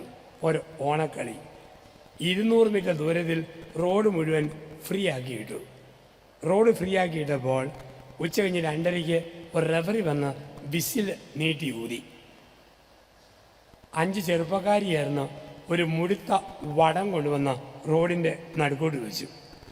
ഒപ്പം 30 പെണ്ണുങ്ങൾ വന്ന് വടത്തിൻ്റെ വടക്കേ അറ്റത്ത് നിന്നു. ഒരു മുഴുത്ത പിടിയാന വന്ന് തെക്കേ അറ്റത്ത് നിന്നു. ആ വർഷത്തെ ഓണം സ്പെഷ്യൽ 30 പെണ്ണുങ്ങളും പിടിയാനയും കൂടെയുള്ള വടംവലിയാണ്. 12,000 ആൾക്കാർ റോഡിൻ്റെ 2 സൈഡുകളിൽ വന്നു നിരന്നു. 3 മണിക്ക് 5 മിനിറ്റ് ഉള്ളപ്പോൾ ഫൈനൽ വിസിലൂതി. ആന വടത്തെ പിടിച്ച് പൊങ്ങി, 30 പെണ്ണുങ്ങളും ഒപ്പം പൊങ്ങി ആഞ്ഞു വലിക്കാൻ തുടങ്ങി. 5 മിനിറ്റ് വലിച്ചിട്ടും പിടിയാനെ 1 ഇഞ്ച് പോലും നീക്കാൻ പെണ്ണുങ്ങൾക്ക് പറ്റുന്നില്ല. കാരണം പിടിയാനയ്ക്ക് നല്ല പിടിവാശി. പിടിയാന എത്ര നോക്കിയിട്ടും 1/2 ഇഞ്ച് പോലും പെണ്ണുങ്ങളെ അനക്കാൻ പറ്റുന്നില്ല. കാരണം പെണ്ണുങ്ങൾക്ക് പിടിയാനേക്കാൾ പിടിവാശിയുണ്ടെന്ന് കല്യാണം കഴിക്കാതെ ഞാൻ പെണ്ണ് കെട്ടിയ ആണുങ്ങളോട് പറയേണ്ട കാര്യമില്ല. ഇങ്ങനെ മുറുക്കി പിടിച്ച് നിൽക്കുക. കൃത്യം 3:05 ആയപ്പോൾ അവിടെ കൂടി നിന്ന ഒരു 1000-ഓളം ആൾക്കാർക്ക് മരണം വരെ ഓർത്ത് ചിരിക്കാൻ പറ്റുന്ന മനോഹരമായ ഒരു കാഴ്ചയ്ക്ക് വേദി ഒരുങ്ങി. ഇപ്പം പൊട്ടും എന്നും പറഞ്ഞ് മുറുക്കി പിടിച്ച പടത്തിൽ നിന്ന് കൃത്യം 3:05 ആയപ്പോൾ പിടിയാന അങ്ങ് വിട്ടു. പിന്നല്ലേ ഓണക്കാഴ്ച. വീണതല്ലോ കിടക്കുന്ന ധരണിയിൽ 30 എണ്ണം ആകാശം സാക്ഷിയായി പടന്ന് പന്തലിച്ചൊരു കിടപ്പ്. ആർക്കാ നേട്ടം? പിടിച്ചുകൊള്ളുന്ന പെണ്ണുങ്ങൾക്കാണോ? വിട്ടുകൊടുത്ത ആനയ്ക്കാണോ? വിട്ടുകൊടുത്ത ആനയ്ക്ക്. ക്ഷമിക്കുക എന്ന് പറഞ്ഞാൽ വിട്ടുകൊടുക്കുക, അയഞ്ഞു കൊടുക്കുക. ക്ഷമിക്കാതിരിക്കുക എന്ന് പറഞ്ഞാൽ മാരക രോഗമായിട്ട് മരണമടിച്ച് വീഴുക. ക്ഷമ കൊടുക്കാൻ പറ്റുന്നുണ്ടോ? ക്ഷമിക്കാൻ പറ്റുന്നുണ്ടോ? ക്ഷമിക്കണം. ക്ഷമിക്കാത്ത മനസ്സ് പാപത്തെ സൂചിപ്പിക്കുന്നു. ഈശോ കുരിശിൽ കിടന്ന് ക്ഷമിച്ച് പറഞ്ഞു, പിതാവേ ഇവർ ചെയ്യുന്നത് എന്തെന്നറിയായികയാൽ ഇവരോട് ക്ഷമിക്കണമേ. പിതാവേ ഇവർ ചെയ്യുന്നത് എന്തെന്നറിയായികയാൽ ഇവരോട് ക്ഷമിക്കണമേ. ക്ഷമിച്ച് പ്രാർത്ഥിക്കുമ്പോൾ ഒരു വലിയ സൗഖ്യത്തിലേക്ക് നമ്മൾ കടന്നു വരുന്നു. വീണ്ടും പറയുന്നു, മധുരോത്സവം. മധുരോത്സവം എന്താ? മധുരോത്സവം മധുരോത്സവം എന്ന് പറഞ്ഞാൽ അതിൻ്റെ അർത്ഥം കല്യാണം കഴിഞ്ഞു പിള്ളേരും ഒക്കെ ആയിക്കഴിഞ്ഞാലും വീണ്ടും മധുര 17കാരിയെ പോലെ പെണ്ണുങ്ങൾ ഇളകി നടന്നാൽ അതിൻ്റെ പേര് മധുരോത്സവം.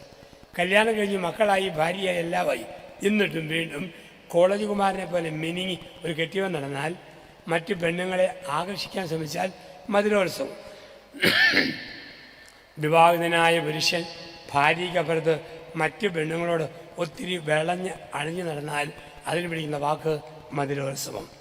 വിവാഹിതയായ സ്ത്രീ ഭർത്താവിനപ്പുറത്ത് വേറെ പുരുഷന്മാരുടെ എപ്പോഴും വെളച്ചിലും കളിതമാശയുമായിട്ട് നടന്നാൽ അതിന് വിളിക്കുന്ന വാക്ക് മധുരോത്സവം. ഇത് പാപത്തെ സൂചിപ്പിക്കുന്നു. വീണ്ടും പൗലോസ്ലീഹ പറയുന്നു, വിഗ്രഹ ആരാധന. എന്താണ് വിഗ്രഹ ആരാധന? സെബസ്ത്യാനോസിൻ്റെ രൂപമല്ല വിഗ്രഹം, മാതാവിൻ്റെ രൂപമല്ല വിഗ്രഹം. വിഗ്രഹം എന്ന് പറയുന്നത് ദൈവത്തിന് പകരം എന്തിനെ വെച്ചാലും അതാണ് വിഗ്രഹം. ദൈവത്തേക്കാൾ സ്ഥാനം ഒരു സ്ത്രീ ഭർത്താവിന് കൊടുത്താൽ ഭർത്താവ് വിഗ്രഹം. ദൈവത്തേക്കാൾ സ്ഥാനം ഒരു സ്ത്രീക്ക് കൊടുത്താൽ സ്ത്രീ വിഗ്രഹം. ദൈവത്തേക്കാൾ സ്ഥാനം മക്കൾ കൊടുത്താൽ മക്കൾ വിഗ്രഹം. കൊളോസോസുകാർക്കുള്ള ലേഖനം 3-ാം അധ്യായത്തിൻ്റെ 5-ാം വാക്യം. കൊളോസോസ് ലേഖനം 3-ാം അധ്യായം 5-ാം വാക്യം. വിഗ്രഹാരാധന തന്നെയായ ദ്രവ്യാസക്തിയിൽ നിന്ന് നിങ്ങൾ ഓടിയകലുവിൻ. വിഗ്രഹാരാധന തന്നെയായ ദ്രവ്യാസക്തിയിൽ നിന്ന് നിങ്ങൾ ഓടിയകലുവിൻ. സ്വത്തിനോടുള്ള അമിതമായ അറ്റാച്ച്മെൻറ്റ്, അതിനെയും വിളിക്കുന്നു വിഗ്രഹ ആരാധന. വിഗ്രഹ ആരാധന ചിലർക്ക് സ്വത്തിനോടും മറ്റും എന്തോ ഒരാർത്തിയ. ഒരു മനുഷ്യന് 3 ആമക്കൾ, ഇഷ്ടംപോലെ സ്ഥലം, പണം ധാരാളം. പക്ഷെ എന്ത് ചെയ്താലും മക്കൾക്ക് വീതം കൊടുക്കുകയില്ല. ഈ അപ്പൻ വെച്ചുകൊണ്ടിരിക്കുകയാണ്. ഞാൻ മരിച്ചിട്ട് ഷെയർ ചെയ്തു, അപ്പൻ പിടിച്ചു വച്ചിരിക്കുക. അവസാനം പള്ളിയും പട്ടക്കാരും രാഷ്ട്രീയക്കാരും എല്ലാം പറഞ്ഞപ്പോൾ അപ്പൻ വീതം വെക്കാമെന്ന് സമ്മതിച്ചു. ഒരു വെള്ളക്കടലാസും പേനായും കൊണ്ടുവരാൻ പറഞ്ഞു. കൊണ്ടുവന്ന് കൊടുത്തു. ഇടത് കണ്ട് പൊത്തിപ്പിടിച്ച് പേന കൊണ്ട് എന്തൊക്കെയോ കുത്തി കുറിച്ചു. റബ്ബർ ബാൻഡിന് മുറുക്കി കെട്ടി, പത്രക്കടലാസിൽ വരിഞ്ഞു കെട്ടി, പ്ലാസ്റ്റിക് പേപ്പറിൽ പൊതിഞ്ഞ് കെട്ടിയിട്ട് വികാരിയച്ഛനെ ഏൽപ്പിച്ചിട്ട് പറഞ്ഞു, എൻ്റെ അവസാന ആഗ്രഹം ഇതിൽ എഴുതിയിട്ടുണ്ട്, ഞാൻ മരിക്കാതെ ഇത് തുറന്നേക്കരുത്. അവസാന ആഗ്രഹമല്ലേ, തുറക്കാൻ പറ്റുമോ? പള്ളിമുറിയിൽ അലമാരിയിൽ വികാരിയച്ഛൻ ഇത് പൂട്ടിവെച്ചു. 1 മാസം കഴിഞ്ഞു ഈ അപ്പൻ മരിച്ചു. 3 മക്കളും കൂടി അപ്പനെ ആഘോഷമായിട്ട് അടക്കി മുഴുത്ത ഘനമുള്ള മാർബിൾ സ്ലാവ് അപ്പൻ്റെ കല്ലറയുടെ മുകളിൽ കയറ്റി വെച്ചു. എന്നിട്ട് മകൾ പറഞ്ഞു, പൊന്നപ്പ നല്ല കനമുണ്ട്, ഇതും പൊക്കിയിട്ട് പോന്നേക്കരുത്. അവർ വീട്ടിൽ വികാരിച്ചുകൊണ്ട് പറഞ്ഞു, അപ്പൻ്റെ കടലാസ് വെളുത്തി ഒന്ന് വായിക്കാം. 3 മക്കളും സാക്ഷി നിൽക്കെ അച്ഛൻ അലമാരി തുറന്നു. അവസാന ആഗ്രഹം എഴുതിയ കടലാസ് എടുത്ത് വിടർത്തി വായിച്ചപ്പോൾ വികാരിയച്ഛൻ്റെയും 3 മക്കളുടെയും കണ്ണ് തള്ളിപ്പോയി. ഒരു സെൻറ്റൻസ് എഴുതിയിട്ടുള്ളൂ, പിന്നെ കുറേ ഇലയും പൂവും കായും വരച്ചു വെച്ചിരിക്കുന്നു. എഴുതിയ സെൻറ്റൻസ് ഇങ്ങനെയാണ്: മക്കളുടെ കാലശേഷം സ്വത്ത് അപ്പന് എന്ന ഒപ്പ്. ഇതാണ് എഴുതി വെച്ചിരിക്കുക. ആർത്തി അള്ളിപ്പിടുത്തം വരുമ്പോൾ മനുഷ്യൻ്റെ ജീവിതത്തിൽ ഇങ്ങനെയുള്ള പെരുമാറ്റങ്ങൾ വരും. ഞാൻ ബെൽത്തങ്ങാടി എന്ന സ്ഥലത്ത് ധ്യാനിപ്പിക്കുക. ഇഷ്ടംപോലെ കാർഷിക മേഖലയാണ്. കശുവണ്ടി, അടയ്ക്ക, തേങ്ങ, കാപ്പിക്കുരു, ഇതൊക്കെ ഇഷ്ടംപോലെ കൃഷിഭൂമിയാണ് കർണാടകത്തിലെ ബെൽത്തങ്ങാടിയിൽ. ഒരു 75 വയസ്സുള്ള അപ്പനും 45 വയസ്സുള്ള മോനും തമ്മിൽ നല്ല പിണക്കം. പിണക്കത്തിൻ്റെ കാരണം ചോദിച്ചപ്പോൾ പിടികിട്ടി. കുഴപ്പം ഈ അപ്പൻ്റേതാണ്. ഇഷ്ടംപോലെ ആദായമുണ്ട്. 3 പെമ്മക്കളെ കെട്ടിച്ചു വിട്ടു. ഇതൊറ്റ മോനാണ്. ഈ മോന് അപ്പൻ ഒന്നും വീതം വെച്ച് കൊടുക്കുകയില്ല, ഒന്നും കൊടുക്കുകയില്ല. അവസാനം രാഷ്ട്രീയക്കാരും പള്ളിക്കാരും പറഞ്ഞപ്പോൾ വീതം കൊടുക്കാൻ സമ്മതിച്ചു. ഈ അപ്പൻ എഴുതി വെച്ചു, മേലാദായം മുഴുവൻ അപ്പന്, കീഴാദായം മുഴുവൻ മോന്. മലബാർ ബെൽത്തങ്ങാടി പ്രദേശത്ത് മേലാദായം എന്ന് പറഞ്ഞാൽ മുകളിൽ ഉണ്ടാകുന്ന എല്ലാം മേലാദായം എന്ന് പറഞ്ഞാൽ അടയ്ക്ക, തേങ്ങ, കശുവണ്ടി, കാപ്പിക്കുരു, ഇതെല്ലാം മേലാദായം. കീഴാദായം കാച്ചിക്ക, ചേന, ചേമ്പ്, കപ്പ, ഇഞ്ചി, മഞ്ഞൾ. പറമ്പിൽ ആകെയുള്ളത് അടയ്ക്ക, കുരുമുളക്, കാപ്പിക്കുരു, തേങ്ങായും പിന്നെ 1-ാം തരം കശുമാവും കശുവണ്ടിയാണ്. മോൻ വേര് വെന്ത് വെള്ളം കുടിക്കണം. അവൻ ബിരുദനാ. അവൻ എന്ത് ചെയ്തു? കശുമാങ്ങ പഴുത്ത് വിളഞ്ഞ് അണ്ടി മൂത്തപ്പോൾ അവൻ അണ്ടി മുഴുവൻ ഉരിഞ്ഞ് എടുത്തിട്ട് പറഞ്ഞു, അണ്ടി കീഴാദായം എനിക്ക്, മാങ്ങ മേലാദായം അപ്പന്. അങ്ങനെ വിളങ്ങിയതാ ഈ ആർത്തി അള്ളിപ്പിടുത്തം. ഇതിൻ്റെ വാക്കാണ് വിഗ്രഹ ആരാധന. ആർത്തി അള്ളിപ്പിടുത്തതിൻ്റെ വിഗ്രഹ ആരാധന. പൗലോസിക പറയുന്നു, ഈ വിധം തിന്മകളിൽ നിന്നും മോചനം നേടേണ്ടത് നമുക്ക് ആവശ്യമാണ്. എന്താണ് മാനസാന്തരമെന്ന് മനോഹരമായി പഠിപ്പിക്കുന്നത് ലൂക്കാസ് സുവിശേഷത്തിലാണ്. 3-ാം അധ്യായത്തിൻ്റെ 4 മുതൽ 6 വരെ വാക്യങ്ങളിൽ പരിശുദ്ധനായ ലൂക്കാസ് സുവിശേഷകൻ ഇങ്ങനെ എഴുതി വെച്ചു: മാനസാന്തരത്തിൻ്റെ സ്റ്റേജുകൾ. ലൂക്കാസ് സുവിശേഷം 3:4 മുതൽ 6 വരെ. കുന്നും മലയും നിരത്തണം. കുന്നും മലയും നിരത്തണം. താഴ്വരകൾ നികത്തണം. വളഞ്ഞ വഴികൾ നേരെയാകണം. പരിപരുത്തത് മൃദുവാക്കപ്പെടണം. അതാണ് ധ്യാനത്തിൻ്റെ ഫലം. അതാണ് മാനസാന്തരത്തിന് ഇഫക്റ്റ്. 4 കാര്യങ്ങൾ ജീവിതത്തിൽ സംഭവിക്കണം. 1, കുന്നും മലയും നിരത്തണം. എന്താണ് കുന്ന്? എന്താണ് മല? കുന്ന് എന്ന് പറഞ്ഞാൽ അഹങ്കാരം, മല എന്ന് പറഞ്ഞാൽ സ്വയനീതീകരണം. 2 തിന്മകളെ നമ്മൾ ഉപേക്ഷിക്കണം. അഹങ്കാരത്തെയും സ്വയനീതീകരണത്തെയും. അഹങ്കാരത്തെക്കുറിച്ച് അച്ഛൻ സൂചിപ്പിച്ചു. സ്വയനീതീകരണം, എന്ത് തെറ്റുപറ്റിയാലും ന്യായീകരണം. മറ്റു പലർക്കും ഇത്രയൊക്കെ പറ്റുന്നുണ്ടെങ്കിൽ എനിക്കും ഇത്രയൊക്കെ ആകും. വേറെ പലർക്കും ഇത്രയൊക്കെ തെറ്റുപറ്റിയാൽ എനിക്കും അതൊക്കെ ആകും. ഇതാണ് സ്വയനീതീകരണം. സ്വയനീതീകരണം നമ്മളെക്കാൾ കൂടിയ ചില ആൾക്കാരുടെ തെറ്റ് കാണിച്ചിട്ട് നമ്മുടെ തെറ്റിനെ ന്യായീകരിക്കുക. ഇതാണ് കുന്നും മലയും നിരത്തണം. 2, താഴ്വരകൾ നികത്തണം. മാനസാന്തരത്തിൻ്റെ 2ാമത്തെ ഭാഗമാണിത്. താഴ്വരകൾ നികത്തണം. എന്താണ് ബൈബിളിൽ താഴ്വര? മനുഷ്യാത്മാവിൻ്റെ പാപാവസ്ഥയ്ക്ക് ബൈബിൾ വിളിക്കുന്ന വാക്കാണ് താഴ്വര. മനുഷ്യാത്മാവിൻ്റെ പാപാവസ്ഥയ്ക്ക് ബൈബിൾ വിളിക്കുന്ന വാക്കാണ് താഴ്വര.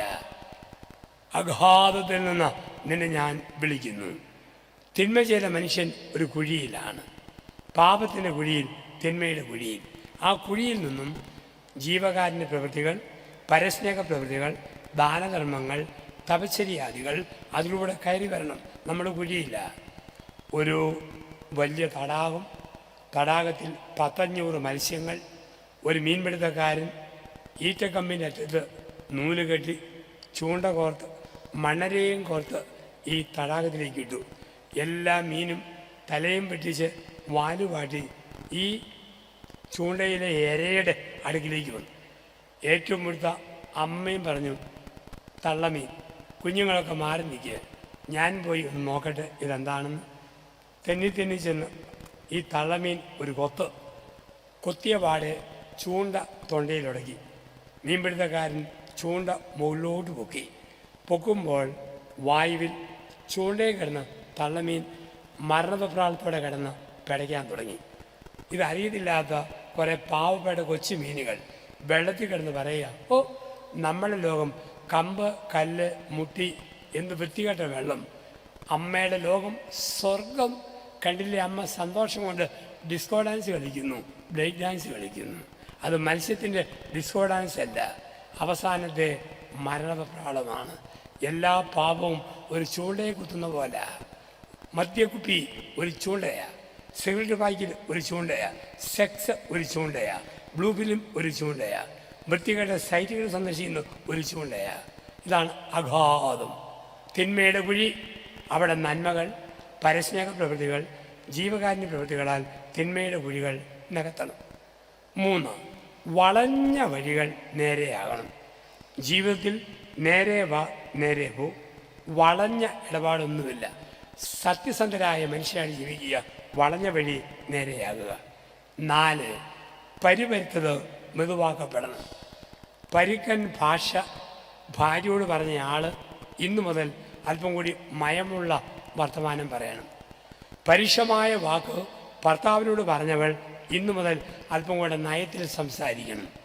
എപ്പോഴും പരുഷമായ വാക്ക് മക്കളോട് പറയുന്ന മാതാപിതാക്കൾ അല്പം കൂടെ മയത്തിൽ വർത്തമാനം പറയണം. പെട്ടെന്ന് പൊട്ടിത്തെറിക്കുന്ന സ്വഭാവമുള്ളവർ അല്പം കൂടി ശാന്തമാകണം. പരിപരുത്തവ മൃദുവാക്കപ്പെടും, പരുക്കനായി പോയത് മൃദുവാക്കപ്പെടും. ഇതിന് വിളിക്കുന്ന വാക്ക് മാനസാന്തരം. ഈ മാനസാന്തരം പ്രകടിപ്പിക്കാനായിട്ട് സഭയിൽ ദൈവം തന്ന ഒരവസരമാണ് കുമ്പസാരം എന്ന കൂദാശ. അതുകൂടി കാണുമ്പോൾ ഈ ചിന്തകൾ നമുക്ക് ഒന്ന് പൂർത്തീകരിക്കാം. ഒരുപാട് പേരിവിടെ വന്നിപ്പോൾ കുമ്പസാരിക്കുന്ന കാണാം. എന്താണ് കുമ്പസാരം എന്നുകൂടി ധ്യാനത്തിൻ്റെ ഭാഗമായിട്ട് ഒന്ന് പരിശോധിക്കണം. 5ൽ വേദപാഠം പഠിക്കുന്ന കുട്ടികളോട് ക്ലാസ്സിലെ ടീച്ചർ ചോദിച്ചു, എന്താ മോനെ കുമ്പസാരം? ഒരു കുട്ടി പറഞ്ഞു, സാറേ, പിരിപിരാന്നുള്ള പൊത്തിക്കോടെ പൊരുവരാന്ന് പറയുന്ന ഒരു പരിപാടിയാണ് കുമ്പസാരം. പിരിപിരാന്നുള്ള പൊത്തിക്കോടെ പൊരുവരാന്ന് പറയുന്ന ഒരു പരിപാടിയാണ് കുമ്പസാരം. എന്താണ് കുമ്പസാരം? ആദിമസഭയിൽ പരസ്യ കുമ്പസാരവും പരസ്യ പ്രായശ്ചിത്തവും 10, 100, 200 പേരേ ഉള്ളൂ. ഔദ്യോഗികമായിട്ട് ക്രിസ്തുമതം അംഗീകരിക്കപ്പെട്ടിട്ടില്ല, അംഗത്തിൻ്റെ കുറവ്. ഇപ്പം 200 പേരുണ്ടോ, എല്ലാവരും സ്വന്തം പാപം ഉറക്കെ വിളിച്ചു പറയണം. ഒരാൾ പറഞ്ഞില്ലെങ്കിൽ മറ്റേ ആൾ നോക്കിക്കൊണ്ട് നിൽക്കും, എന്നാ പറയാത്തത്? കുറച്ച് പേരുള്ളപ്പം പറഞ്ഞതാരാ പറയാത്തതാരാ അറിയാം. ഒരാൾ പറഞ്ഞു കള്ളു കുടിച്ചു, പെണ്ണ് പിടിച്ചു, തെറി വിളിച്ചു, കത്തിക്കൂത്ത് നടത്തി, അങ്ങനെ പലതും പലതും ചെയ്തു. ഇത്രയും പറഞ്ഞു കഴിയുമ്പോൾ ഇന്നത്തെ അച്ഛന്മാർക്ക് പകരം പണ്ട് എൽഡേഴ്സ് സഭയിൽ മൂപ്പന്മാരായിരുന്നു 312 ആണ്ട് വരെ. ആ മൂപ്പന്മാർ പറയും, ദാമ്പത്യ ബന്ധത്തിൽ അല്പം പരുഷമായി പെരുമാറിയവർ അടുത്ത 1 മാസം ദാമ്പത്യ സുഖത്തിൽ നിന്നും അകൽച്ച ബാധിക്കുക. ഒത്തിരി കൊതിയോടെ ഭക്ഷണം കഴിച്ചവർ ഭക്ഷണത്തിൽ ചാരം തൂളി 3 ആഴ്ച രുചിയില്ലാതെ കഴിക്കുക. മാതാപിതാക്കൾ ധിക്കരിച്ച മക്കൾ നാക്കുകൊണ്ട് 9 പ്രാവശ്യം തറയിൽ കുരിശ് വരയ്ക്കുക. പരസ്യമായി പാപം പറയും, പരസ്യമായി പ്രായശ്ചിത്തവും പറഞ്ഞു. പക്ഷെ 312 ആണ്ടായപ്പോൾ മിലാൻ വിളംബരം വന്നു. അതോടുകൂടി സഭ ഔദ്യോഗിക മതമായി. ആയിരങ്ങൾ 10,000 ക്രിസ്തുമതത്തിലേക്ക് തടിച്ചുകൂടി. അങ്ങനെ തടിച്ചുകൂടിയപ്പോൾ പരസ്യ കുംസാരത്തിന് ഒത്തിരി പേര് വന്നപ്പം ആൾക്കാർക്ക് മടിയായി. ചിലപ്പം ചിലർ കുംസാരിക്കുമ്പം പരസ്യമായിട്ട് പറയുമ്പോൾ മറ്റു ചിലർ മൗനം പാലിച്ച് നിൽക്കുന്നു. വല്യപ്പൻ പറഞ്ഞു കള്ളു കുടിച്ചു, പെണ്ണ് പിടിച്ചു. 10 വയസ്സുള്ള കൊച്ചുമോൻ വല്യപ്പനെ നോക്കി അമ്പടാ പില്ല വല്യപ്പ കൊള്ളാവില്ല കക്ഷി. വീട്ടിൽ വന്നപ്പം ഈ മോൻ ചോദിച്ചു, വല്യപ്പ ആരാണ്ടെ പിടിക്കാൻ പോയെന്ന് പറഞ്ഞല്ലോ, ആരെയപ്പ പിടിക്കാൻ പോയത്? അതോടെ നാണക്കേടായി. അങ്ങനെ നാണക്കേടിൽ 4-ാം നൂറ്റാണ്ടിൽ കുമ്പസാരം നിന്ന് പോയി.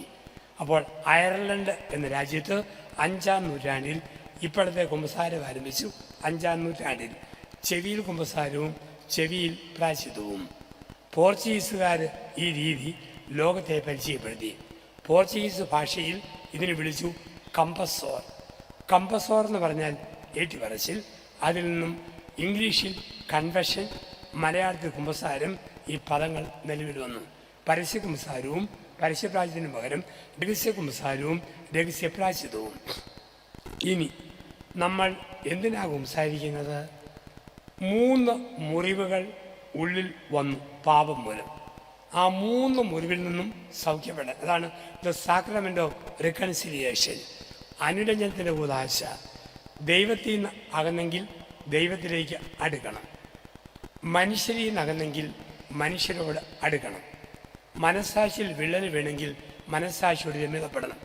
അതിനാണ് മുട്ടുകുത്തി എൻ്റെ ഉള്ളു തുറന്ന് പാപം മൊത്തം പറയുമ്പോൾ മനസ്സാക്ഷി അങ്ങ് കുടഞ്ഞിട്ടു. അങ്ങനെ കുടഞ്ഞിടുമ്പോൾ മനസ്സാക്ഷിയിൽ ഒരു ശാന്തതയും സമാധാനവും ഞാൻ കൈവരിക്കുന്നു. മനസ്സാക്ഷിയോട് ഞാൻ രമ്യതപ്പെടുന്നു. 2, ഈ അച്ഛൻ, നിങ്ങളുടെ ആങ്ങള, നിങ്ങളുടെ മകൻ, നിങ്ങളുടെ കുടുംബത്തിലെ ആൾ, ഒരു പച്ച മനുഷ്യൻ, പച്ച മനുഷ്യനായ അച്ഛനോട് പച്ച മനുഷ്യനായ എൻ്റെ പാപങ്ങൾ പറയുമ്പോൾ ഞാൻ എല്ലാ മനുഷ്യരോടും ക്ഷമ ചോദിച്ചതിന് തുല്യമാണ്. സ്കൂളിൽ ഒരു വിദ്യാർത്ഥി എന്തോ തെറ്റ് ചെയ്തു, അവനെ സസ്പെൻഡ് ചെയ്തു.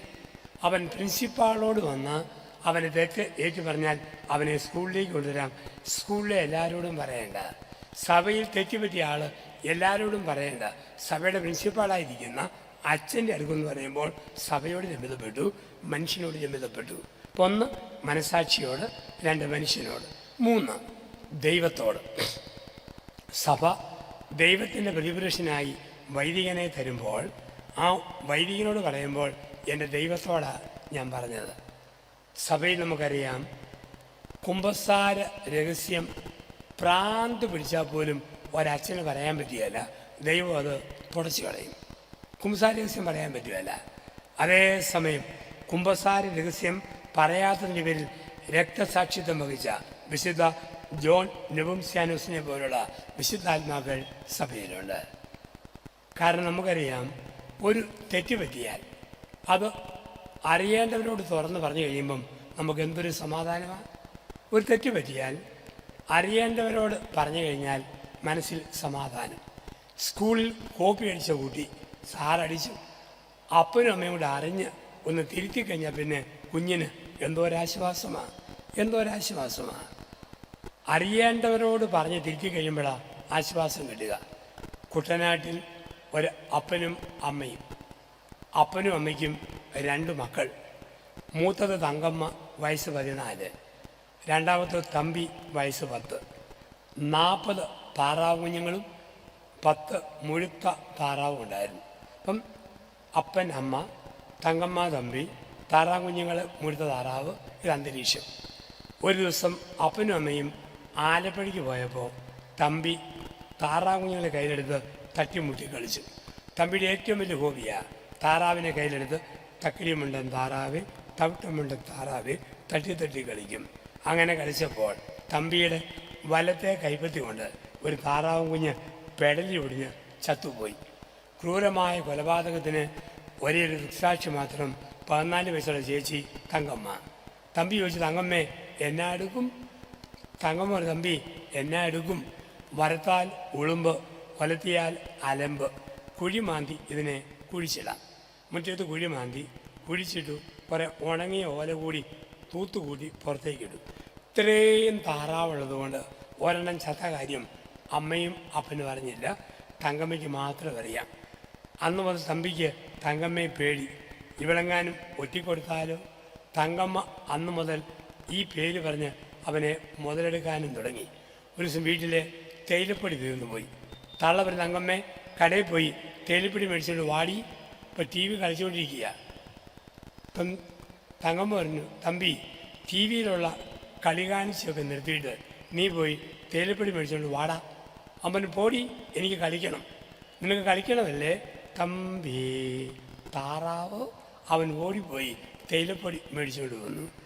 വീട്ടിലെ സകലമാന പാത്രവും കഴുകാൻ തുടങ്ങി, തുണി അലക്കാൻ തുടങ്ങി, പരിക്കകം അടിച്ചു വാരാൻ തുടങ്ങി. അമ്മയോർത്തു, ഒരു ക്രിസ്ത്യൻ ധ്യാനം പോലും കൂടാത്ത മോൻ്റെ ശക്തമായ മാനസാന്തരം. പക്ഷെ തമ്പിക്ക് മനസ്സിലായി, ഈ പോക്ക് പോയാൽ ഒരു പോക്കാണ്. അങ്ങനെ ഒരു ദിവസം തങ്കമ്മയും തള്ളയും ചങ്ങനാശ്ശേരി അമ്മ വീട്ടിൽ പോയി. അങ്ങനെ പോകുന്ന സമയത്ത് അപ്പൻ ചാരികസേരയെ കാലും നീട്ടി കുറ്റിമീശ അമർത്തി തിരുമ്മി ദൂരത്തേക്ക് കണ്ണും നട്ടിരിക്കുക.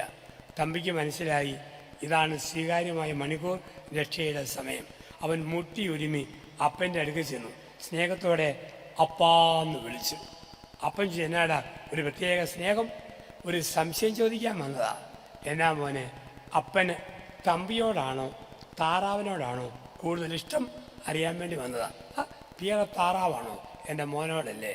എൻ്റെ അപ്പ നാൾ അപ്പനമ്മയും ആലപ്പുഴയ്ക്ക് പോയപ്പം ഞാൻ താറാവിനെ കളിപ്പിച്ചു. താറാവിനെ കളിപ്പിക്കുക, കുളിപ്പിക്കുന്നതിൻ്റെ ഹോബിയല്ലേ എൻ്റെ അപ്പ. അങ്ങനെ കളിപ്പിച്ചപ്പം അറിയാതെ വലത്തെ കൈപ്പത്തി കൊണ്ട് ഒരു താറാവ് കുഞ്ഞ് പെടലി ഒടിഞ്ഞ് ചത്തുപോയി. ആഹാ, നീ എന്നാ പറയാതിരുന്നത്? വറുത്തു വന്നോ, ഒലത്തിയോ, കുഴിച്ചിട്ടോ എന്തു ചെയ്തു? താറാവ് ചത്തെന്ന് കേട്ടിട്ട് അപ്പനൊന്നും തോന്നുന്നില്ലേ? എൻ്റെ മോനെ, താറാവും തറവാടും നിൻ്റേതല്ലേ? നിൻ്റെ കൈകൊണ്ട് ഒരു താറാവ് ചത്തന കേട്ടാൽ അപ്പൻ എന്നാ തോന്നാനാ? നീ അതിനെ കൊന്ന അന്നേ ഞാൻ അറിഞ്ഞതാ. നിനക്ക് മനപ്രയാസം വരാതിരിക്കാൻ ഞാൻ മിണ്ടാതിരുന്നതല്ലേ? അവനപ്പനെ കെട്ടിപ്പിടിച്ച് നക്കി നനച്ച് കടിച്ച് പറിച്ച് ഉരുമി ഉമ്മ കൊടുത്ത് കുറേ നേരം ഇരുന്നു. പിന്നെ ഇറങ്ങിപ്പോന്നു. ഒരാഴ്ച കഴിഞ്ഞു. തങ്കമ്മയും തള്ളയും അവധി കഴിഞ്ഞ് വീട്ടിലെത്തി.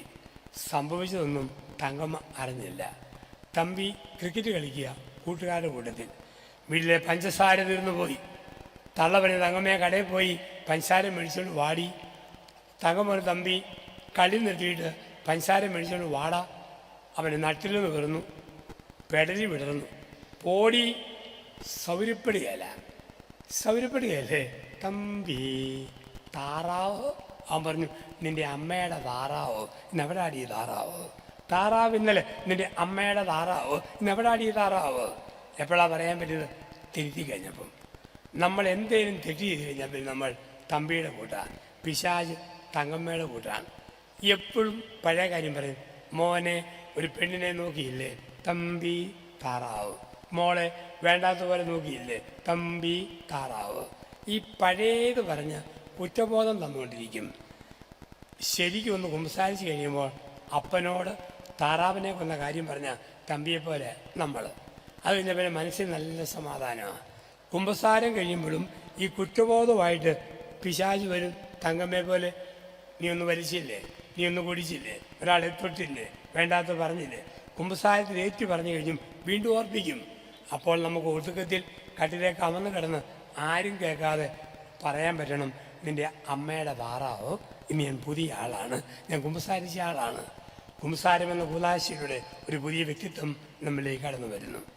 ഇനി കുമ്പസാര രീതിയും കൂടെ പഠിക്കണം. പലപ്പോഴും ആൾക്കാർക്ക് കുമ്പസാരത്തിൻ്റെ യഥാർത്ഥ രീതിയോ ശൈലിയോ അറിയത്തില്ല. ഓടി വന്നിട്ട് വെടിക്കെട്ടിന് തിരി കൊടുത്തുന്ന പോലെ കുമ്പസാരിച്ച് പോകല്. അടിച്ചു ഇടിച്ചു പഠിച്ചു തീർന്നു, അങ്ങനെ കുമ്പസാരിക്കരുത്. ഒരു രീതിയുണ്ട്. വന്ന് മുട്ടുകുത്തി ആദ്യം പറയണം, കർത്താവെ പാപിയായ എന്നെ അനുഗ്രഹിച്ചാൽ, കർത്താവെ പാപിയായ എന്നെ അനുഗ്രഹിച്ചാൽ. ഇതാണ് പറയേണ്ടത്. അപ്പോൾ അച്ഛൻ പറയും, കാരുണ്യവാനായ കർത്താവ് നിന്നെ അനുഗ്രഹിക്കട്ടെ. ഒരു സ്ഥലത്ത് ഞാനിത് പറഞ്ഞു, പ്രായമുള്ള ഒരു അമ്മച്ചി വന്ന് മുട്ടുകുത്തി കമ്പിവലയെ കൂടെ കുംസാരത്തിൻ്റെ ഉള്ളിൽ എന്നിലേക്ക് സൂക്ഷിച്ചു നോക്കി. എന്നിട്ട് അമ്മച്ചി ഒറ്റ പറച്ചിൽ, പാപിയായ പിതാവെ എന്നെ ആശീർവദിച്ചാലും, പിതാവെ പാപിയായ എന്നെ ആശീർവദിച്ചാലും. അപ്പം രണ്ടാമത് പറയണം, കുമ്പസാരിച്ചിട്ട് എത്ര നാളായി? കഴിഞ്ഞ കുമ്പസാരം കഴിഞ്ഞിട്ട് 6 മാസമായി, 3 മാസമായി, 2 ആഴ്ചയായി, 15 ദിവസമായി. എന്തിനാ? സഭയും ഞാനും തമ്മിൽ എത്ര നാളായി കൗതാശിക ബന്ധമുണ്ട് എന്ന് അറിയാൻ വേണ്ടിയിട്ടാണ്. ചില ചെറുപ്പക്കാരി പെണ്ണുങ്ങളൊന്ന് മുട്ടുകുത്തും, കുമ്പസാരിച്ചിട്ട് വേഗത്തിൽ ഓടാൻ വേണ്ടിയാ. മുട്ടുകുത്തിൽ ആദ്യം പറയുന്നത് എന്താ? 6 മാസമായി അച്ഛ, എന്നാൽ പൊക്കോ, 4 മാസം കഴിഞ്ഞ് കുമ്പസാരിക്കാൻ വന്നാൽ മതിയെന്ന് പറയാനായിട്ട് തോന്നും. കൗതാശികമായ ബന്ധം എത്ര നാളായിട്ടുണ്ട്? പിന്നെ പറയണം, ഭർത്താവാണ് ഭാര്യയാണ്, പിതാവാണ് മാതാവാണ്, യുവാവാണ് യുവതിയാണ്, വിദ്യാർത്ഥിയാണ് വിദ്യാർത്ഥിനിയാണ്. അങ്ങനെ പറയുമ്പോൾ അതിനുള്ള ഉപദേശം കുമ്പസാരം കൂടി കിട്ടും. പിന്നെ കുമ്പസാരത്തിൽ 4 കാര്യങ്ങളാണ് പറയേണ്ടത്. ചിന്തയിലെ പാപങ്ങൾ, വാക്കിലെ പാപങ്ങൾ, പ്രവൃത്തിയിലെ പാപങ്ങൾ. അതുമാത്രം പോരാ, ഉപേക്ഷയിലെ കടങ്ങൾ. പലരും കടങ്ങൾ പറയാറില്ല, കുമ്പസാരം പൂർത്തിയാകുകയല്ല. പാപങ്ങളും കടങ്ങളും. ചിന്തയിലെ പാപങ്ങൾ, ഒരു സ്ത്രീയെക്കുറിച്ച് വളരെ മ്ലേച്ഛമായി ചിന്തിച്ചു, ഒരു പുരുഷനെക്കുറിച്ച് ചിന്തിച്ചു, വികാരത്തോടെ ചിന്തിച്ചു, ഉള്ളിൽ ഒരു വ്യക്തിയെ കൊല്ലുന്ന പോലെയൊക്കെ ഞാൻ ഭാവിച്ചു. ചിന്തയിലെ പാപങ്ങൾ. വാക്കിലെ പാപങ്ങൾ, ആവശ്യം വന്നപ്പം ചീത്ത വിളിച്ചു, ഭർത്താവിനെ, ഭാര്യയെ, കുഞ്ഞുങ്ങളെ, നാട്ടുകാരെ പൊട്ടിത്തെളിച്ചു. ഒതുപ്പുണ്ടാകുന്ന വർത്തമാനങ്ങൾ, ബന്ധങ്ങൾ മുറിക്കുന്ന സംസാരങ്ങൾ, ഇതാണ് വാക്കിലെ പാപങ്ങൾ. പ്രവൃത്തിയിലെ പാപങ്ങൾ, മോഷ്ടിച്ചു, ദേഹോദരം ഏൽപ്പിച്ചു, അന്യായമായ എന്തൊക്കെയോ കയ്യിൽ വെച്ചു, പ്രവൃത്തിയിലെ പാപങ്ങൾ. ഇനി ഉപേക്ഷയിലെ കടങ്ങൾ. ഒരു നല്ല വാക്ക് എൻ്റെ ഭാര്യയോട് പറയാമായിരുന്നു, പറഞ്ഞില്ല. ഒരു നല്ല വാക്ക് ഭർത്താവിനോട് പറയാമായിരുന്നു, പറഞ്ഞില്ല. ഒരു നല്ല വാക്ക് കുഞ്ഞുങ്ങളോട് പറയാമായിരുന്നു, പറഞ്ഞില്ല. നന്മ അറിഞ്ഞിട്ടും അത് വേണ്ടാന്ന് വെച്ചു. ഇത്രയും പറഞ്ഞിട്ട് പറയണം, ദൈവത്തിൽ നിന്ന് പാപക്ഷമയും അങ്ങിൽ നിന്ന് പാപമോചനവും ഞാൻ യാചിക്കുന്നു. കിട്ടിയില്ലേ പോട്ട്, എൻ്റെ കുമ്പസാരം കഴിഞ്ഞു, അത്രയും കിട്ടിയില്ലേ, തീർന്നു, അത്രയെങ്കിലും പറയണം. എങ്കിലേ അച്ഛന് ബാക്കി പറയാൻ പറ്റുള്ളൂ. കഴിഞ്ഞ ക്രിസ്മസിന് ഉച്ചയായിട്ടും കുമ്പസാരിക്കാൻ വന്നു. അല്പം കള്ളു കുടിച്ച മണമായിട്ടാണ്. പാപമെല്ലാം പറഞ്ഞു കഴിഞ്ഞ് നിർത്താൻ അറിയത്തില്ല. അയാൾ നിർത്തിയത് ഇങ്ങനെയാണ്, ഇത്രയും പാപങ്ങൾ പറഞ്ഞുകൊണ്ട് തൽക്കാലം ഈ കുമ്പസാരം ഞാനിവിടെ ഉപസംഹരിക്കുന്നു. ഇതാണ് വാക്ക്. ഇപ്പം കുമ്പസാരത്തിന് ഒരു ശൈലി, രീതി. ഇനി നിങ്ങൾ പറയുന്നത് അച്ഛനും പിടികിട്ടണം, അച്ഛൻ പറയുന്നത് നിങ്ങൾക്കും പിടികിട്ടണം. എങ്കിലേ കുമ്പസാരം പൂർത്തിയാവും. പറയുന്നത് മനസ്സിലാകും. നിങ്ങൾക്ക് മാത്രം അറിയാവുന്ന ഭാഷയിൽ കുമ്പസാരിക്കരുത്. അച്ഛന് പിടികിട്ടിയെന്ന് ഉറപ്പ് വരുത്തണം. ചില കുമ്പസാരിക്കുന്ന കേട്ടാൽ തന്നെ കുഞ്ഞാട് പാല് കുടിച്ചേച്ച് തള്ളയാടിൻ്റെ അകലേന്ന് പിടിവിടുന്ന പോലെ ഒരു ശബ്ദം മാത്രം കേൾക്കാം. ആകെപ്പാടി തിരിയും, അച്ഛാ മണമണ മണമണ ഞനമണ മണമണമണ മണമണ മണമണ ഇങ്ങനെ കുമ്പസാരിച്ചേക്കല്ലേ. പറയുന്നത് വ്യക്തമാകണം, എങ്കിലേ കുമ്പസാരം പൂർത്തിയാവൂ. നിങ്ങൾക്ക് മാത്രം അറിയാവുന്ന വാക്കും പറയല്ലേ. ഒരു കോട്ടയത്ത് നിന്ന് ഒരച്ഛൻ കോഴിക്കോട് ഒരു ധ്യാനത്തിന് ചെന്നു. കുമ്പസാര ദിവസമായി. ആൾക്കാർ കുറേ പേര് ഇങ്ങനെ മുട്ടുകുത്തി നിൽപ്പുണ്ട്. അച്ഛൻ്റെ അടുക്കിലോട് വേറെ അച്ഛന്മാർ കുമ്പസാരിപ്പിക്കുന്നുണ്ട്. ഒരാൾ വന്നിച്ച് പറഞ്ഞു, കള്ളു കുടിച്ചു, തേങ്ങാ കട്ടെടുത്തു, തെറി വിളിച്ചു, കത്തി കാണിച്ച് വിരട്ടിയിട്ടുണ്ട്. പിന്നെ ഒരു 3 പ്രാവശ്യം ഞാൻ പ്ലാവല പെറുക്കാൻ പോയിട്ടുണ്ട്. പ്ലാവിൻ്റെ ഇല പ്ലാവല പെറുക്കാൻ പോയിട്ടുണ്ട്. അച്ഛൻ്റെ ഇഷ്ടം പോലെ ചക്കയും പ്ലാവും ഒക്കെ ഉള്ള സ്ഥലമായിരിക്കും. അച്ഛൻ പറഞ്ഞു, സാരമില്ല, ഒത്തിരി വീഴുമ്പം പെറുക്കിക്കോ, എന്നാലും പെറുക്കുമ്പോഴും അനുവാദം മേടിച്ച് പെറുക്കുകയായിരുന്നു ഭേദം. ഇല്ലെങ്കിൽ ഇതുപോലെ മനക്കടി ഉണ്ടാകും. പ്രായശ്ചിത്തം പറഞ്ഞു കേട്ടു. 2-3 പേര് കഴിഞ്ഞ് വേറെ ആൾ വന്നു. 6 മാസമായി സംസാരിച്ചിട്ട് വലിയ ഒരു പാപം ആവർത്തിച്ച് ചെയ്തു. എന്താ? ഇടയ്ക്കിടയ്ക്ക് പ്ലാവൽ പെറുക്കാൻ പോയിട്ടുണ്ട്. ചിലപ്പം പെറുക്കാൻ തോന്നിയിട്ടുണ്ട്, പോയാലും പെറുക്കാതിരുന്നിട്ടുണ്ട്.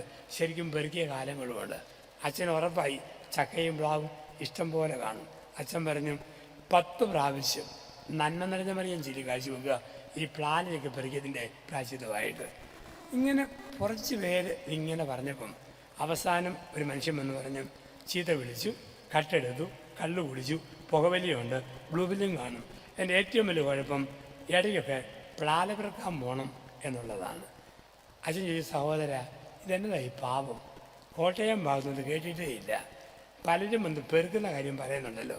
അപ്പം പറയൂ അച്ഛന് മനസ്സിലായില്ലേ? അച്ഛൻ പറഞ്ഞു, ഇല്ല എൻ്റെ അച്ഛ, ഞങ്ങളുടെ ഈ നാട്ടിൽ വ്യഭിചാരം ചെയ്യാൻ പോകുന്നതിന് ഞങ്ങൾ വരുന്ന വാക്കാണ് പ്ലാവല പെറുക്കാൻ പോയിട്ടുണ്ട്. കാരണം നടന്നു പോകുമ്പം ചവിട്ടി ഒച്ച കേൾപ്പിരിക്കാൻ ഇല പെറുക്കി മാറ്റിയിട്ട് നടന്നു പോകും. അതാണ് പ്ലാവല പെറുക്കാൻ പോയിട്ടുണ്ട്. അച്ഛനാകപ്പാടെ വേർത്തു പോയി. അച്ഛൻ കൊടുത്ത ഉപദേശം എന്താ? ഒത്തിരി വീഴുമ്പം പെറുക്കിക്കോ, ആടിനെ കടിക്കാനാണ് കുഴപ്പമില്ല, അനുവാദം മേടിച്ചിട്ടാണ് കുഴപ്പമില്ല. അച്ഛൻ ഊറാലി ഊരി കുംസാരക്കൂടിലെ ആണിയെ കൊളുത്തിയിട്ട് അൾത്താരെ വന്നിട്ട് വെറുതെ എൻ്റെ അടുത്ത് കുംസാരിച്ചെടുത്ത് കുംസാരം പൂർത്തിയായിട്ടില്ല. ആ പ്ലാല പെറുക്കാൻ പോയവന്മാരെല്ലാം ഒന്നുകൂടെ വന്ന് പുതിയ പ്രായശ്ചിത്തം മേടിച്ചോട് പോകണം, എങ്കിലേ കുംസാരം പൂർത്തിയാകും. അപ്പം നിങ്ങൾ പറയുന്നത് അച്ഛനും മനസ്സിലാകണം, അച്ഛനും പറയുന്നത് നിങ്ങൾക്ക് മനസ്സിലാകണം. അങ്ങനെ കുമ്പസാരം എന്ന ഒരു കൂതാശയിലൂടെ കടന്നു പോകാനും നമുക്ക് കഴിയട്ടെ. ശ്രവിച്ച ചിന്തകൾ ഹൃദയത്തിൽ സൂക്ഷിക്കാം. ദൈവത്തിന് മുമ്പാകെ നമ്മളെ തന്നെ സമർപ്പിക്കാം.